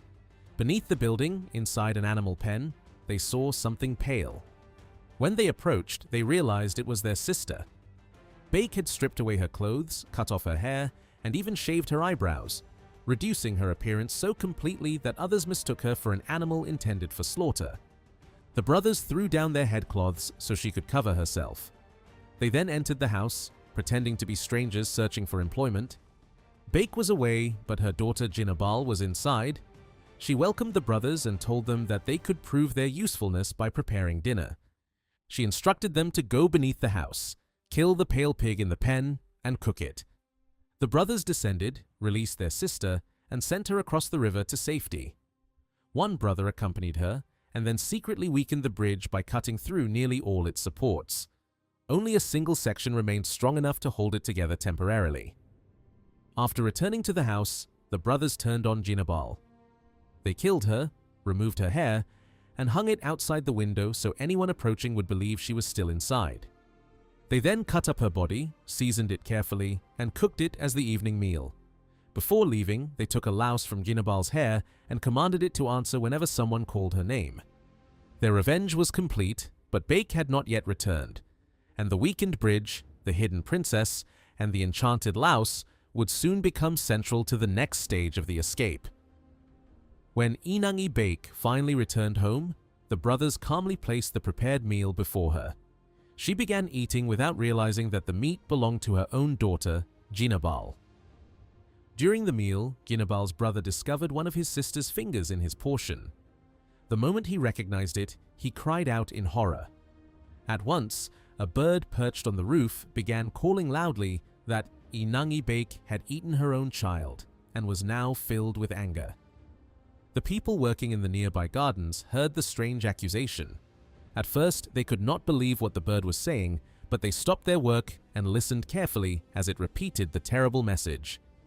Inside the house, Jinabal's brother still hoped that there had been some mistake. He ordered a blind servant to go and check his sister's room. The servant called out, "Mistress, are you there?" The enchanted louse answered in Jinabal's place. Satisfied by the reply, the blind man returned and reported that Jinabal was still inside. But the bird continued to cry out from the roof, insisting that Inangi Bake had eaten her daughter. The servant was sent again, and once more the louse replied. Yet suspicion was now growing. At last, Jinabal's brother entered the room himself. There was no sister waiting for him. He found only the tiny louse that had been speaking with her voice. Realizing the truth, he killed the insect and rushed outside, shouting after the fleeing brothers. But they were already racing toward the river.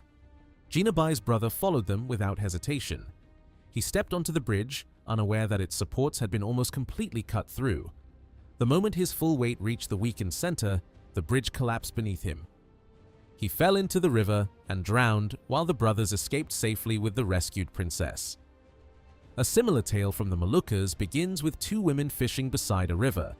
One of them pointed toward a deep pool and told her companion that many fish were hiding beneath the surface. As the second woman bent down to catch them, the first suddenly pushed her into the water. She then used a forked branch to hold the struggling woman beneath the surface. For a while, large bubbles rose from the river, then the water became still. After drowning her companion, the murderess pulled the body ashore, cut away some of the flesh, and placed it inside a bamboo container. She returned home, set the bamboo over the fire, and began cooking. The dead woman had left behind 2 children, a boy and a girl. When they asked what was inside the bamboo, the murderess told them she was preparing fish and eels. Pretending that she needed to return to the fishing place, she ordered the children to watch the food while she was away. Soon, the meat began to boil. Then a voice came from inside the bamboo. It told the children that the flesh being cooked was their mother's body. The girl called her brother, and together they listened in horror. They understood that the woman had murdered their mother and that they would not be safe if they remained in the house. "We must escape," they decided. "Whatever happens to us on the road." When the murderess returned, the children asked where their mother was. She lied again, claiming that her companion was still smoking the fish they had caught. She soon left once more, this time telling the children to look after her own young child. As soon as she disappeared, the brother and sister took the murderess's child, placed it in the cooking pan over the fire, and fled. They crossed 7 mountains and 7 valleys before reaching a wide river filled with crocodiles. The creatures moved through the water below, making it impossible to swim across.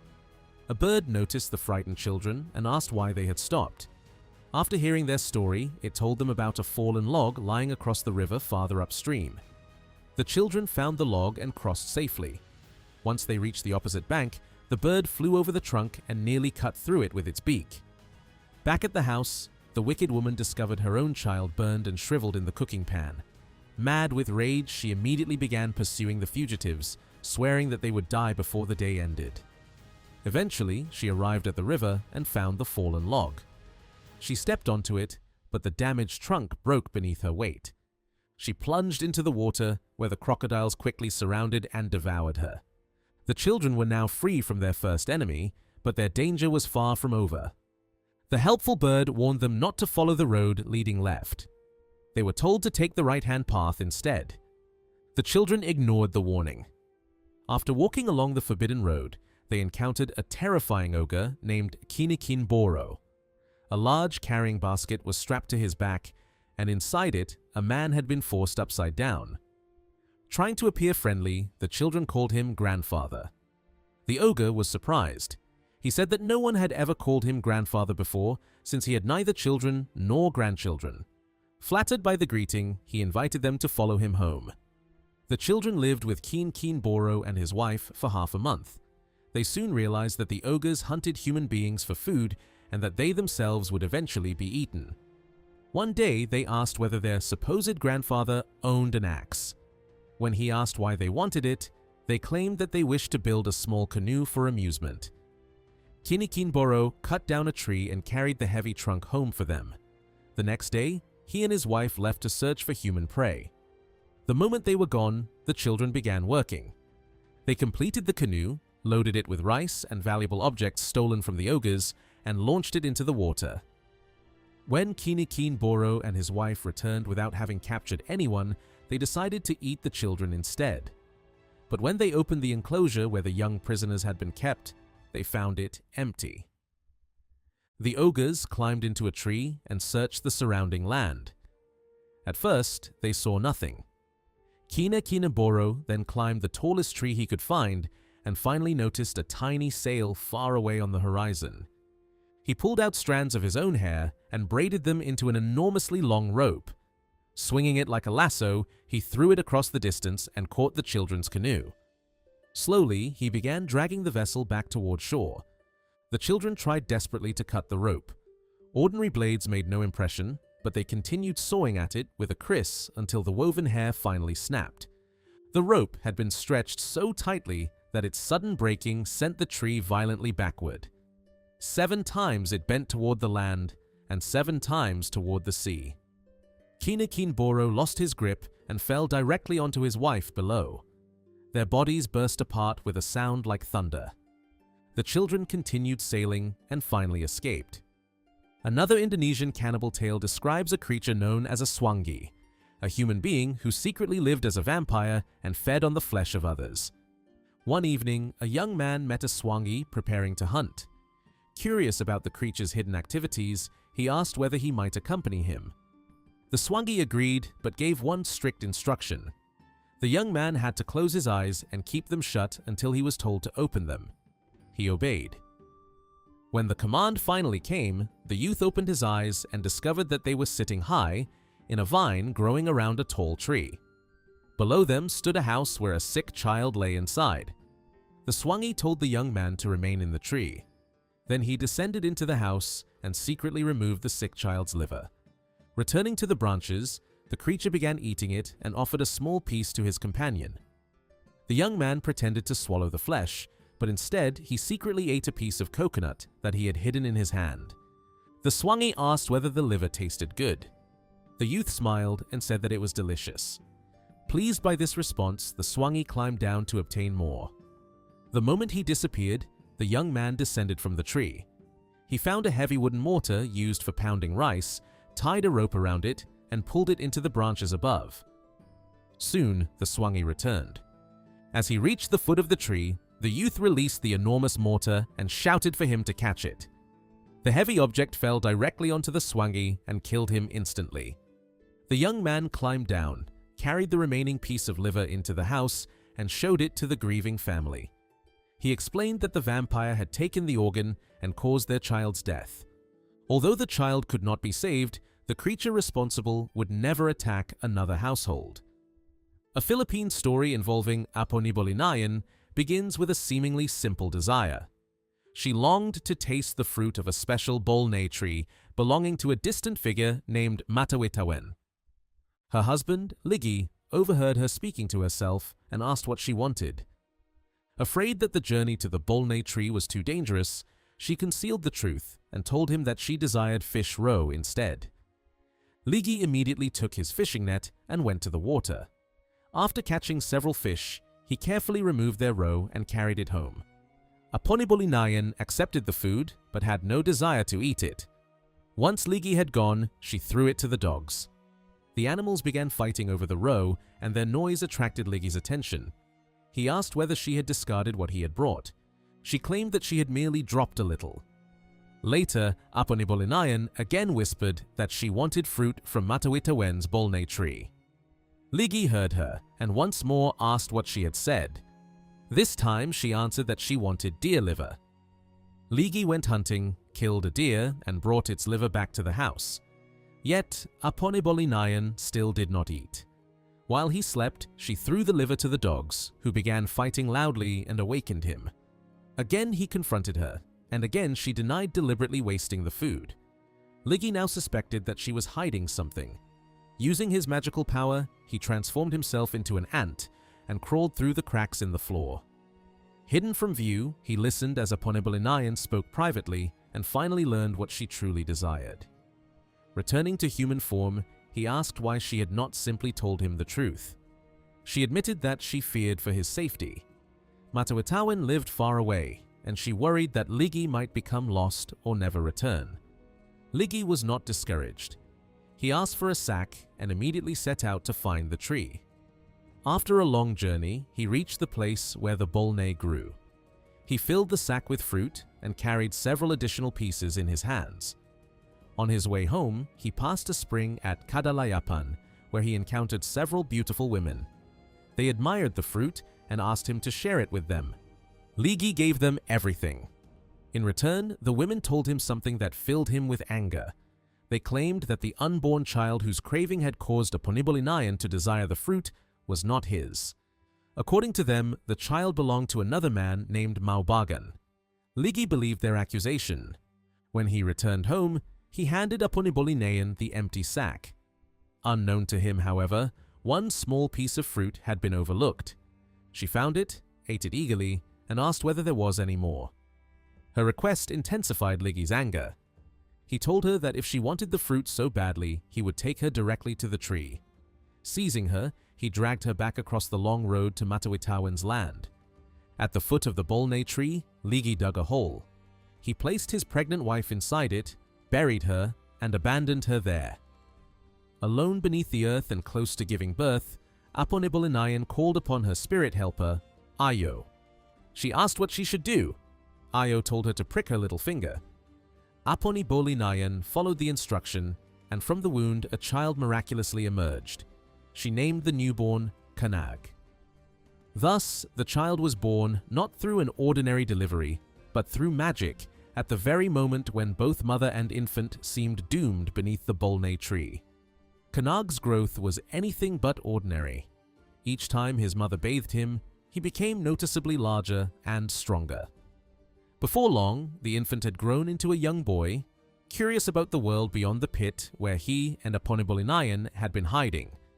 His mother feared that Ligi might discover them, so she warned Kanag not to leave.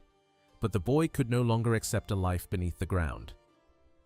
One day he climbed out and wandered away from the bolne tree. After walking for some time, he heard the laughter and shouting of children. Following the sound, he found a group of boys swimming and playing together. They immediately noticed the stranger and asked who he was. One of them, named Dagolayan, studied Kanag's face carefully. "You resemble my uncle who lives in Kadalayapan," he said. When they asked about his father, Kanag replied that he was the son of someone from Matawi-Tawan. This answer did little to satisfy their curiosity, but Dagolayan soon accepted him as a companion. The two boys decided to join a warrior expedition.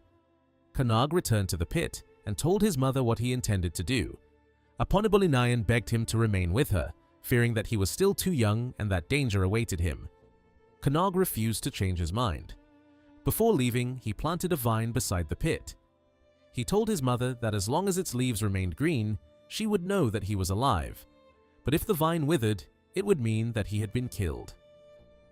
The next morning, Kanag and Dagolayan set out. As they struck their shields, the noise was so powerful that it sounded like an entire army approaching. On the road, they met Ligi. Ligi was surprised to see Dagolayan traveling with an unfamiliar boy and demanded to know where he had found him. When he heard Kanag's account, suspicion and anger immediately rose within him. He wanted to kill the boy, but Dagolayan pleaded for Kanag's life and convinced him to wait. The three then went to a place where they could ambush travelers and take enemy heads, an act regarded in the story as a sign of courage and warrior ability. A beautiful young woman soon passed near Kanag's hiding place. He rushed out, seized her, and cut off her head. Ligi and Dagolayan, however, managed to capture only an elderly man and woman. Dagolayan was astonished by Kanag's success and asked what words he had spoken when he attacked the girl. Kanag claimed that he had declared himself the son of a minor spirit from Matawi-Tawan. Dagolayan accused him of lying. He insisted that Kanag had instead announced himself as the son of a man from Kadalayapan. This mysterious statement suggested that Kanag's true identity was already beginning to reveal itself. Nevertheless, the boys returned with Ligi and settled for a time in Kadalayapan. One day, the people of the town gathered to dance and celebrate. When Kanag began to perform, his supernatural strength became impossible to conceal. The entire settlement shook beneath his feet. Water rose into the town, and fish gathered around his ankles as though drawn to him. When he stamped the ground, coconuts fell in great numbers from the trees. Instead of admiring the boy's power, Ligi became furious. In a sudden rage, he raised his head axe and struck Kanag, cutting off his head. Far away beneath the bolne tree, Aponibolinayan looked at the vine her son had planted. Its leaves had withered. She immediately understood what had happened. Leaving the pit, she followed Kanag's path until she reached Kadalayapan. There she confronted Ligi. "You allowed your anger to rule you," she said. "You have killed your own son." Ligi lowered his head in shame. Until that moment, he had not known that Kanag was his child. Aponibolinayan refused to accept her son's death. She announced that she would use her magical perfume, called Alikadakad, to restore him. She struck or scattered the enchanted fragrance, and Kanag's lifeless body began to move.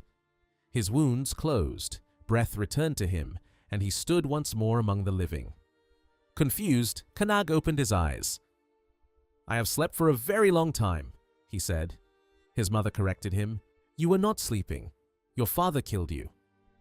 Overcome with guilt, Ligi begged Aponibolinayan and Kanag to remain with him, but neither was willing to stay. They left Kadalayapan and returned to Matawi-Tawan. Before departing, Aponibolinayan used another spell. She made herself and Kanag invisible to Ligi and transformed the road behind them into a path covered with thorns. Ligi tried to follow, but he could not pass through the dense barrier. Unable to find his wife and son, he collapsed in grief. He stopped eating, his hair grew across the earth like creeping vines, and he lay alone, tormented by regret over everything he had done. At last, Aponibolinayan and Kanag took pity on him. They forgave Ligi and returned to Kadalayapan. Ligi then turned his anger toward the women he had met beside the spring. Their lies had convinced him that Aponibolinayan's unborn child belonged to another man. He commanded his spirit helper to punish them for the deception that had nearly destroyed his family forever. This tale brings together several powerful themes: jealousy, mistaken identity, supernatural birth, death and restoration, and the destructive consequences of believing malicious rumors. Yet it ultimately ends with reconciliation, showing that even severe wrongdoing may be followed by forgiveness when truth is finally revealed. Another kind of tale found in Indonesia is known as the magic flight story. In such narratives, fugitives escape from a powerful enemy by throwing objects behind them. Each object transforms into an obstacle, a sea, forest, mountain, or field, forcing the pursuer to stop. One example comes from Halmahera. A woman once ate mangoes belonging to a giant. Her dog ate the discarded skins. Soon afterward, the woman gave birth to 7 sons, while the dog produced 7 puppies. When the giant learned what had happened, he became convinced that one of the woman's children belonged to him. The sons were presented one by one, but each time the giant rejected the child. Only when the 7th and youngest boy appeared did he laugh and declare that this was the one he wanted. The giant carried the boy, Badabangisa, back to his home. At first, he treated him like a son, but his true nature soon became clear. The giant regularly hunted human beings and imprisoned them inside the house so that he could eat them later. Whenever he left, he ordered Badabangisa to remain inside, prepare his own meals, and touch nothing else. At first, the giant said he would be away for 1 week. Later, he announced that his absence would last 2 weeks. Badabangisa used this opportunity to act. He opened the cages and released all the prisoners. Then he gathered the giant's treasures, distributed what could be carried, and prepared to escape with the rescued men. Before leaving, they set fire to the giant's house. Far away, burning embers fell onto the giant's chest. Brushing them aside, he immediately understood what they meant. "Badabangisa has burned my home," he said. He hurried back and found nothing but smoking ruins. The ashes were still warm. Without hesitation, the giant began following the fugitives. Badabangisa and the others soon heard him approaching. His footsteps shook the land, and his voice carried across the distance. He called to Badabangisa, asking why his son had abandoned him. Badabangisa replied as though he were waiting nearby, hoping to confuse or delay him. Then the escaped prisoners threw salt behind them. The salt transformed into a vast sea, separating the fugitives from the giant. For a time, they believed themselves safe. But the giant knelt beside the water and drank until the entire sea was gone. He resumed the pursuit. Next, Badabangisa ordered his companions to throw ashes behind them. A great cloud rose into the air and filled the giant's eyes, blinding him. Still, he continued forward. The fugitives then scattered hard jungle seeds. Wherever they landed, dense, thorny plants sprang from the earth. Their hooked branches wrapped around the giant and covered his entire body.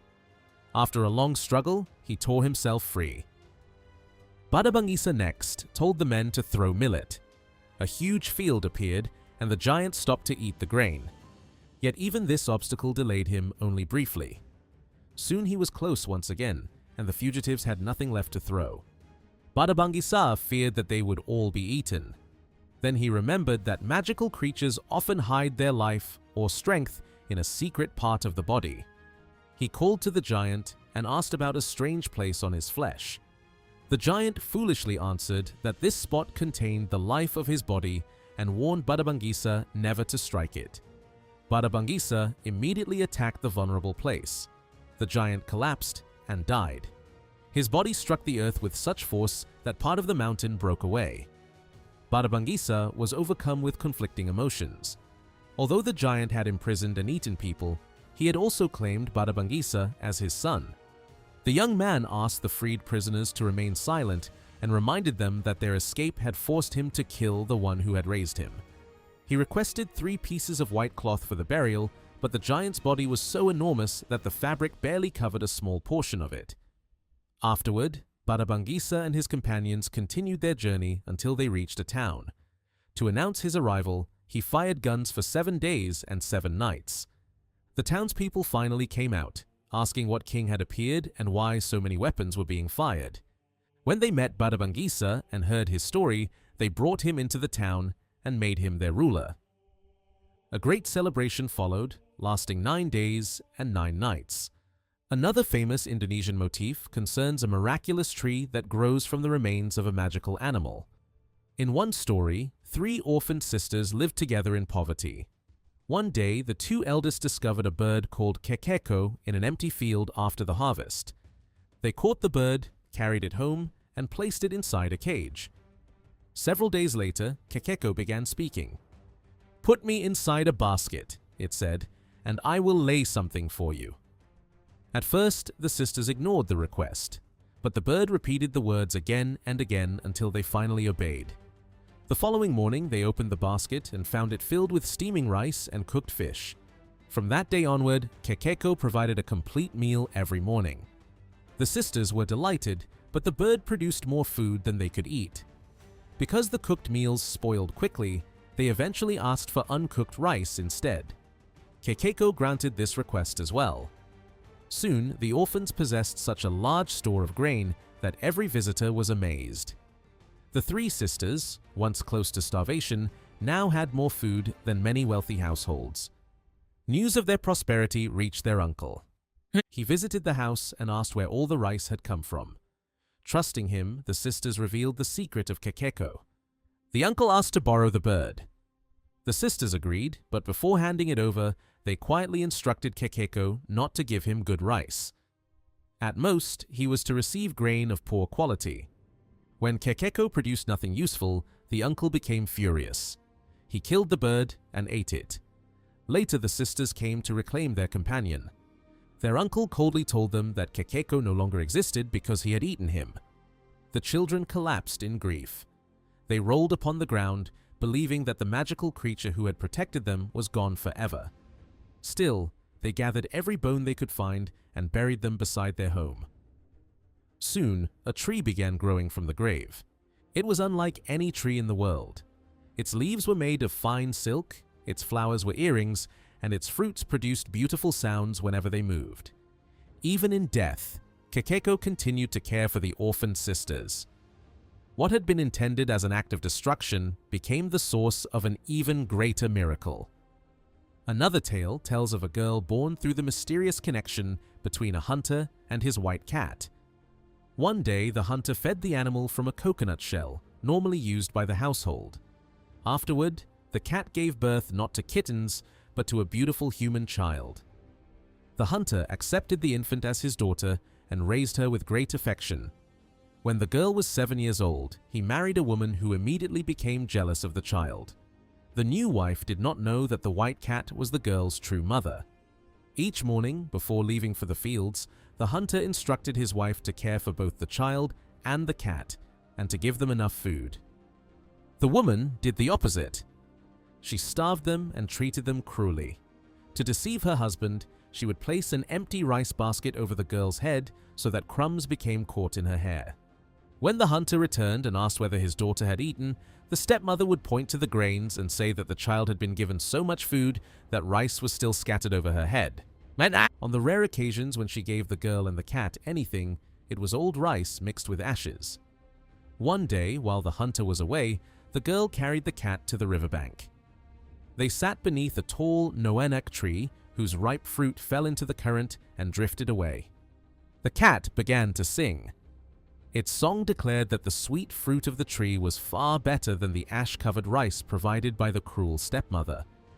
When the hunter returned and discovered that his daughter was missing, his wife told him she had gone to the river.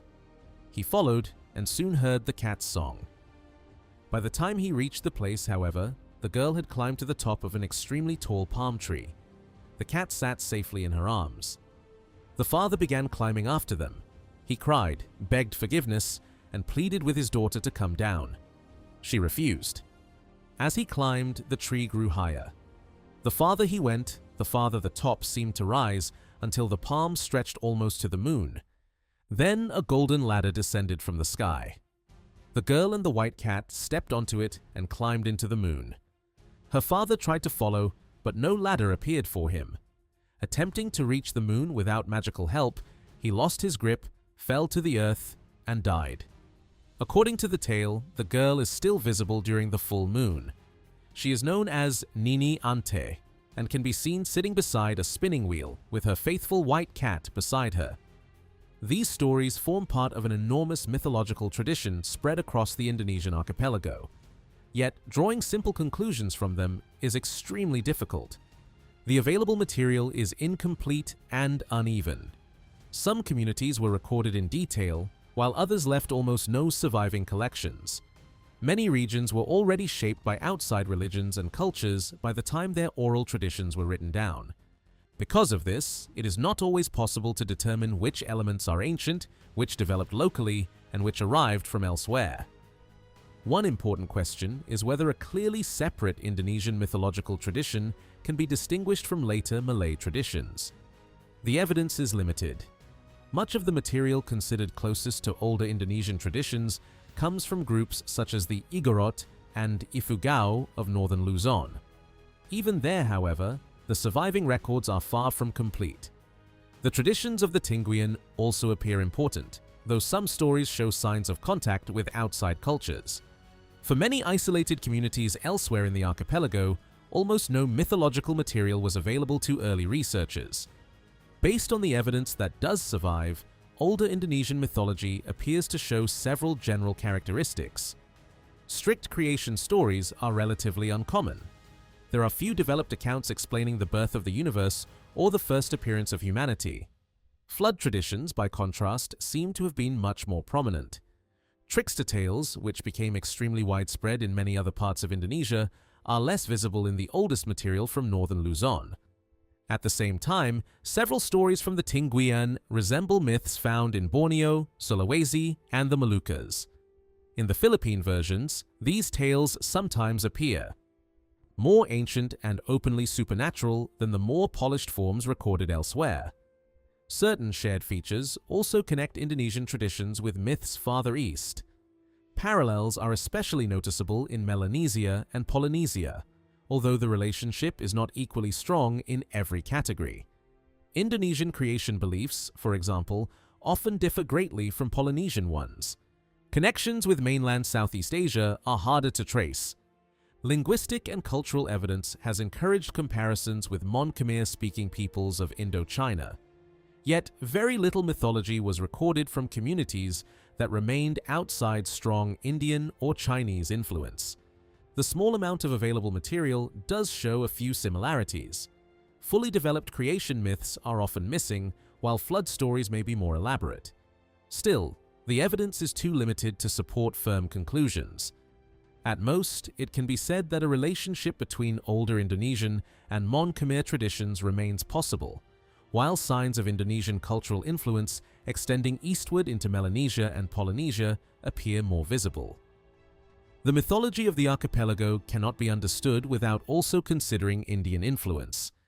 India affected Southeast Asia over many centuries, and the earliest major phase of this contact was strongly associated with Buddhism.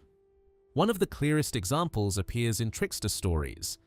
Many Indonesian tales closely resemble narratives found in Buddhist Jataka collections and other early Indian sources.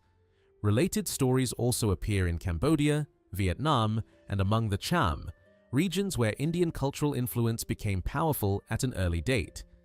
Some of these tales even reached Japan, probably through the spread of Buddhism across China and Korea. The strongest early Indian influence seems to have appeared in Java, parts of Sumatra, and southern Borneo. Later, as Buddhism weakened in India and Hindu traditions gained renewed strength, a comparable change occurred in the archipelago. New Hindu temples, epics, and religious ideas became increasingly important. Monumental centers associated with Hindu worship rose after great Buddhist complexes, while stories from the Ramayana and Mahabharata became major sources for local poets and storytellers. Writing and literary culture helped such narratives travel widely.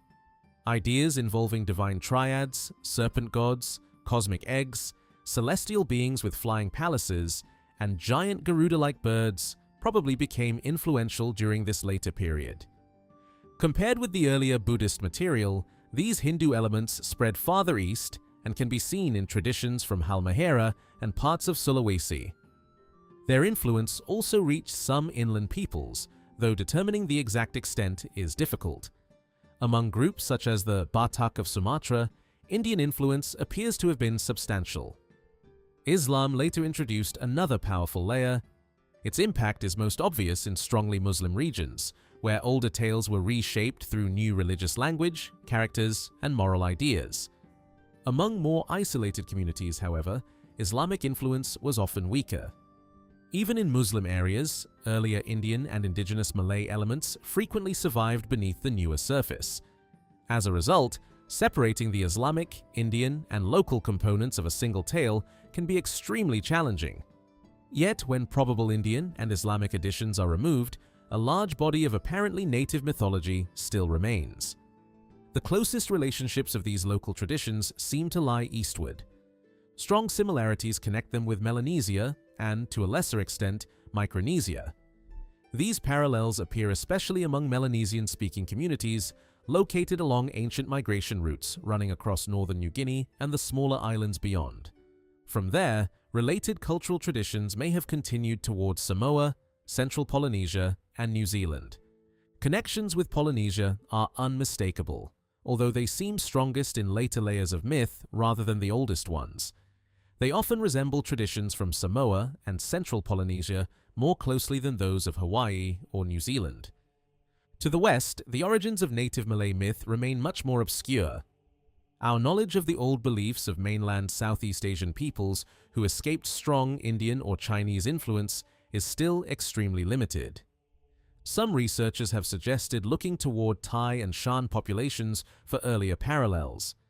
These peoples once occupied wide areas of southern China and northern Indochina before Chinese expansion pushed many communities southward. Their movements also placed pressure on older Mon Khmer populations, including the civilization centered in Cambodia. Yet the modern Thai and Shan traditions cannot simply be treated as unchanged survivals. Centuries of cultural contact have transformed them deeply. The most promising comparisons may instead lie among smaller and more isolated communities in Laos, the Shan regions, Yunnan, and southern China. Their traditions could preserve clues to the distant background of the Malay peoples of the archipelago. For now, however, the evidence remains incomplete. Indonesian mythology must therefore be understood not as a single untouched tradition, but as a complex meeting place where local beliefs, ancient migrations, Indian religions, Islamic culture, and oceanic connections all became intertwined.